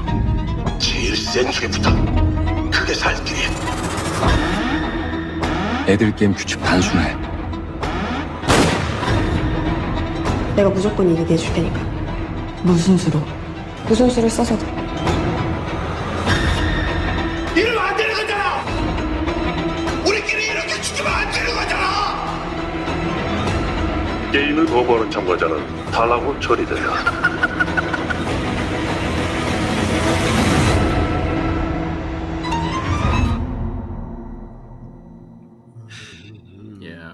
And so like we talked about earlier, it actually is dubbed over in English. So like that preview was subtitled. Yeah. And the original, I think it's Korean. But if you watch it on Netflix, I think the standard is it dubs it in English. Yeah. So, but yeah, riveting. It is kind of heavy, but It's definitely a great watch. Like I said, It's I very watched Korean. it all the way through. Yeah, it's very Korean. It is Korean drama. Yes. Yes, it is very Korean. Yeah. But highly recommend. But definitely, like I said, give it to the end of the first episode. It's not it doesn't start fast for sure. The first episode, I think, is supposed to be that way. Like, okay. And then all of a sudden, like, no, I mean, that's how I just kind of see it. Like, you're not supposed, like, it's supposed to be pretty uncomfortable, and in the end, you're like, oh, yep. And then from there on, you're just like, what is going on here? Glued. Yes. Yes. So Diva, very true. It was Korean Hunger Games meets Battle Royale for sure. So good. Yeah. So good. Definitely. I have one more. Actually, do we have time for me to talk about one more? Sure. It doesn't have a preview. Or I mean, it does have a preview, but we've already covered the preview of Dear White People, the final season. So you saw it? I finished it too. I finished it, and I have to say the same thing about Dear White People. when it first started, they turned it into a musical. And I was very much disappointed. I was very upset with the first like 3 episodes probably of the season. Yeah. And it took me a lot to get through those, but once I got through it, it definitely got better and it got more interesting. But I hate to talk negative. Like, I wasn't going to review it at all until I made it to the end. And I'm like, okay, if you push through, it actually gets better. Because I've thoroughly enjoyed the series. It's been great. But yeah, when I was first started watching it, I was ready to give it garbage reviews. And so I was like, I'm not going to say anything because that sucks. It's a good show. We know some of the writers, like, definitely want people to watch it, but at the same time, it starts rough. I don't know. What are your opinions on that one, Julius? Wow. I did not like it. My wife, we did not like it at all the way through. Yeah. Okay. It was the yeah. So Mitchie Fig. So she's like, oh, so the musical stopped. No, it's throughout the whole thing. The musical slow down for sure. Like, there are a few of the episodes in the middle, they're not singing as much, which is why I was like, okay. They still were, though. They at least had one musical number an episode, and it's just like cringe because it was not done well. It wasn't. And I think that's the part that I struggled the most, because I love musical theater. I love, a good musical. But I also, if you're going to be singing, I need you to be singing well. And they were clearly not cast for their singing abilities. Yeah. And they did not, it wasn't Empire where, they're casting all these, great singers. So it's like, even if they're singing a song that's kind of, it's like, well, at least they got pipes. At least, it sounds amazing. Yeah. Not the case. Not the case at all.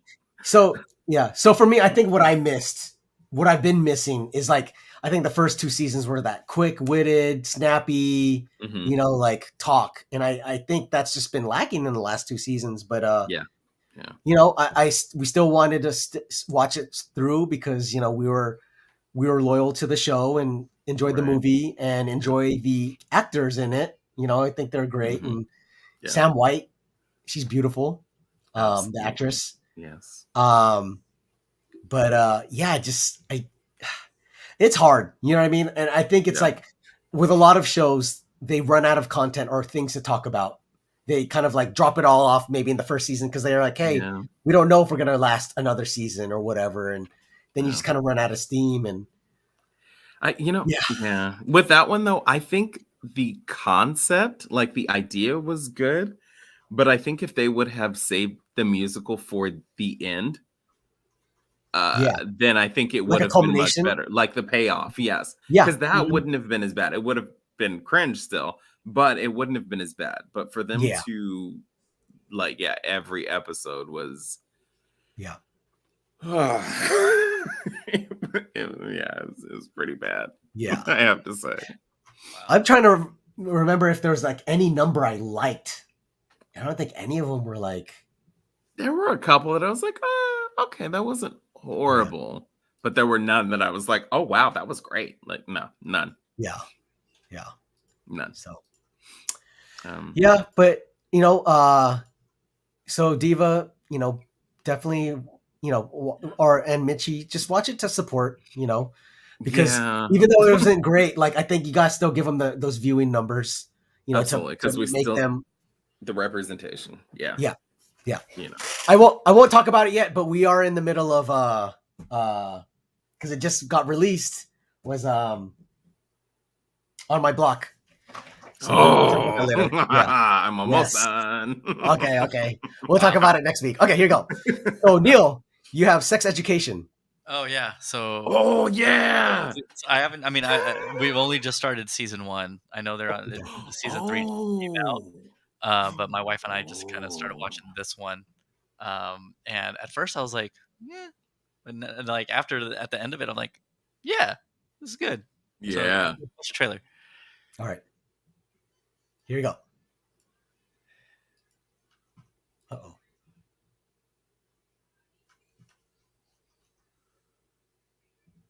Oh, what happened here? Just you're pretending to masturbate. Back to thing up. Oh, there we go.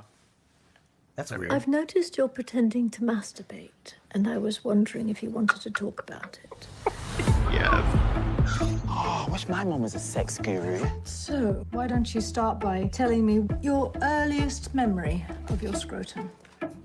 Trust me, you don't. No, I love you so bad. This is a new frontier, my sexually repressed friend. Our chance to finally move up the social food chain. Love you so bad. I'm worried about you, man. Everybody's either thinking about shagging, about to shag, or actually shagging.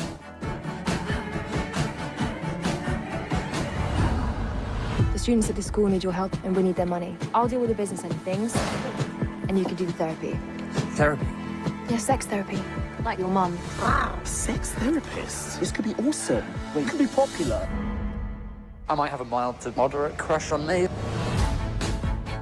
I'm addicted to wanking. My pubes are out of control. I wish I could be a normal kid with a normal dad, with a normal dick. Here for the best 2 years of our lives.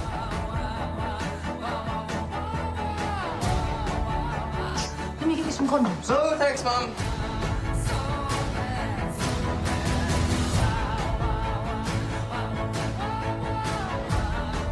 Stay out of my life. What kind of man do you want to be? What kind of man do you want me to be, Dad? You can't choose who you're attracted to. You can't engineer a relationship. I don't believe in love. You are who you are. Don't let anyone take that away from you. I still think it's weird a teenage boy's a sex therapist.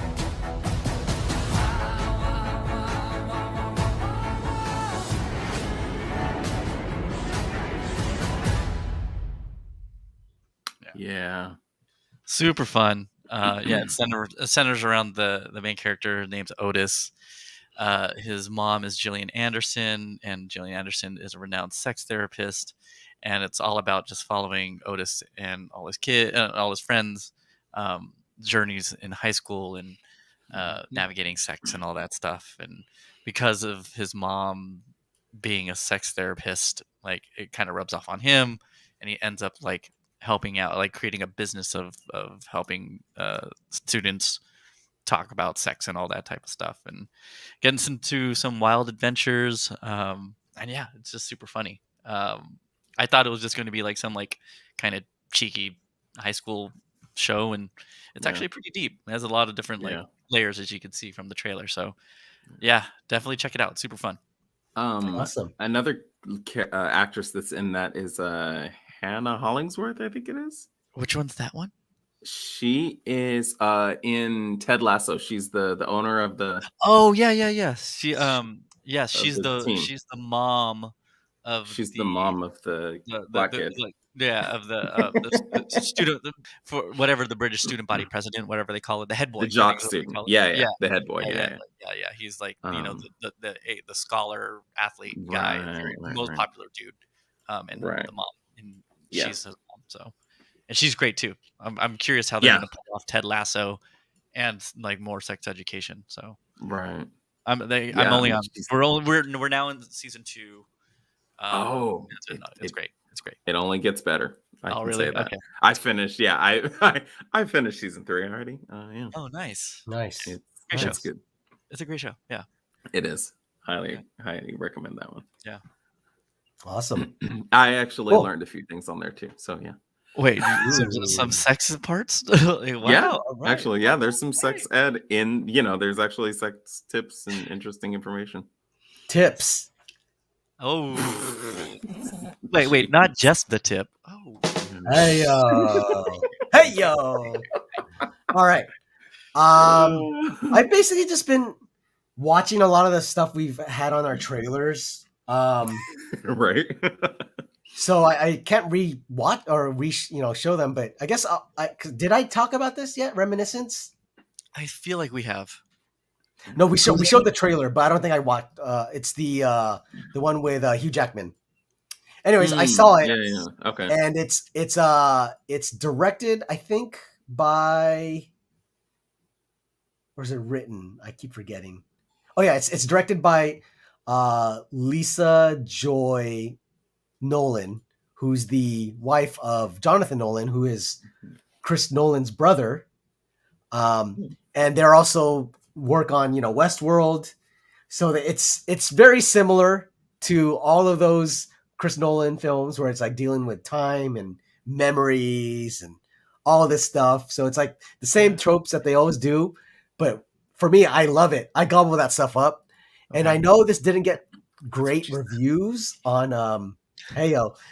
This doesn't, I don't think it got great reviews, but for me, I personally enjoyed it. But I still, I do enjoy a lot of Chris Nolan stuff, but yeah, I think it's still worth a watch, like Hugh Jackman gives a great performance. The girl, I forgot her name. She is, Rebecca Ferguson, also great. Dandy Newton was great too. Wish kind of she had a larger role in it, but yeah, it's still a great watch. That's on, I think HBO Max, I believe so. But yeah, that's Reminiscence. So, all right, cool. Yeah, awesome. All right, well, I think that's it for our show, right? We kind of went on for a while. I know we were kind of delving a lot into we're way over Camille's. Yeah. So thank you all for watching. Like I mentioned, so next week we got our girl Marissa, as well as ourselves, come out there. And on Sunday, we're going to be having a DJ discussion where we talk about all the DMC events that have happened in the last couple months, as well as the upcoming ones. And we're going to look at some performances and kind of analyze them. Essentially, think of it as like a DJing talk show meets Around the Horn or PTI. Or turntablism. Or turntablism, exactly. So thank you, Diva. Diva for watching. No, always great. Even if you hang out for like a little bit, we still appreciate you. Yeah, have a great night. Fig. Mitchy Fig, thank you so much. Shouts, thank you. Second week in a row, I love it. Hope to see you guys next week. Keep the streak going. We'll be rating DJ Sonic Boom 204 out of Canada. Sonic Boom! Sonic Boom! Sonic Boom! Hadouken! So definitely copy and paste the raid message, and we will see you guys next week. Have a great weekend, everyone. Stay safe, mask up, and peace. Deuces. And we'll raid out in 5, 4. Oops, I'm all holding the wrong camera. 5, 3, 2, 1. Peace. Peace. Nice. All right. Here you go. Sonic Boom. Sonic Boom. We're still live. Yeah. I will. I just want to do one more raid out just in case because there's stragglers sometimes. Double raid. Raid. I'm already following him.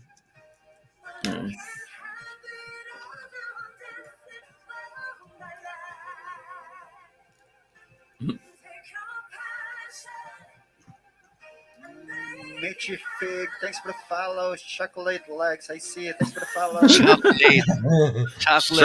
Legs. Chocolate. All right.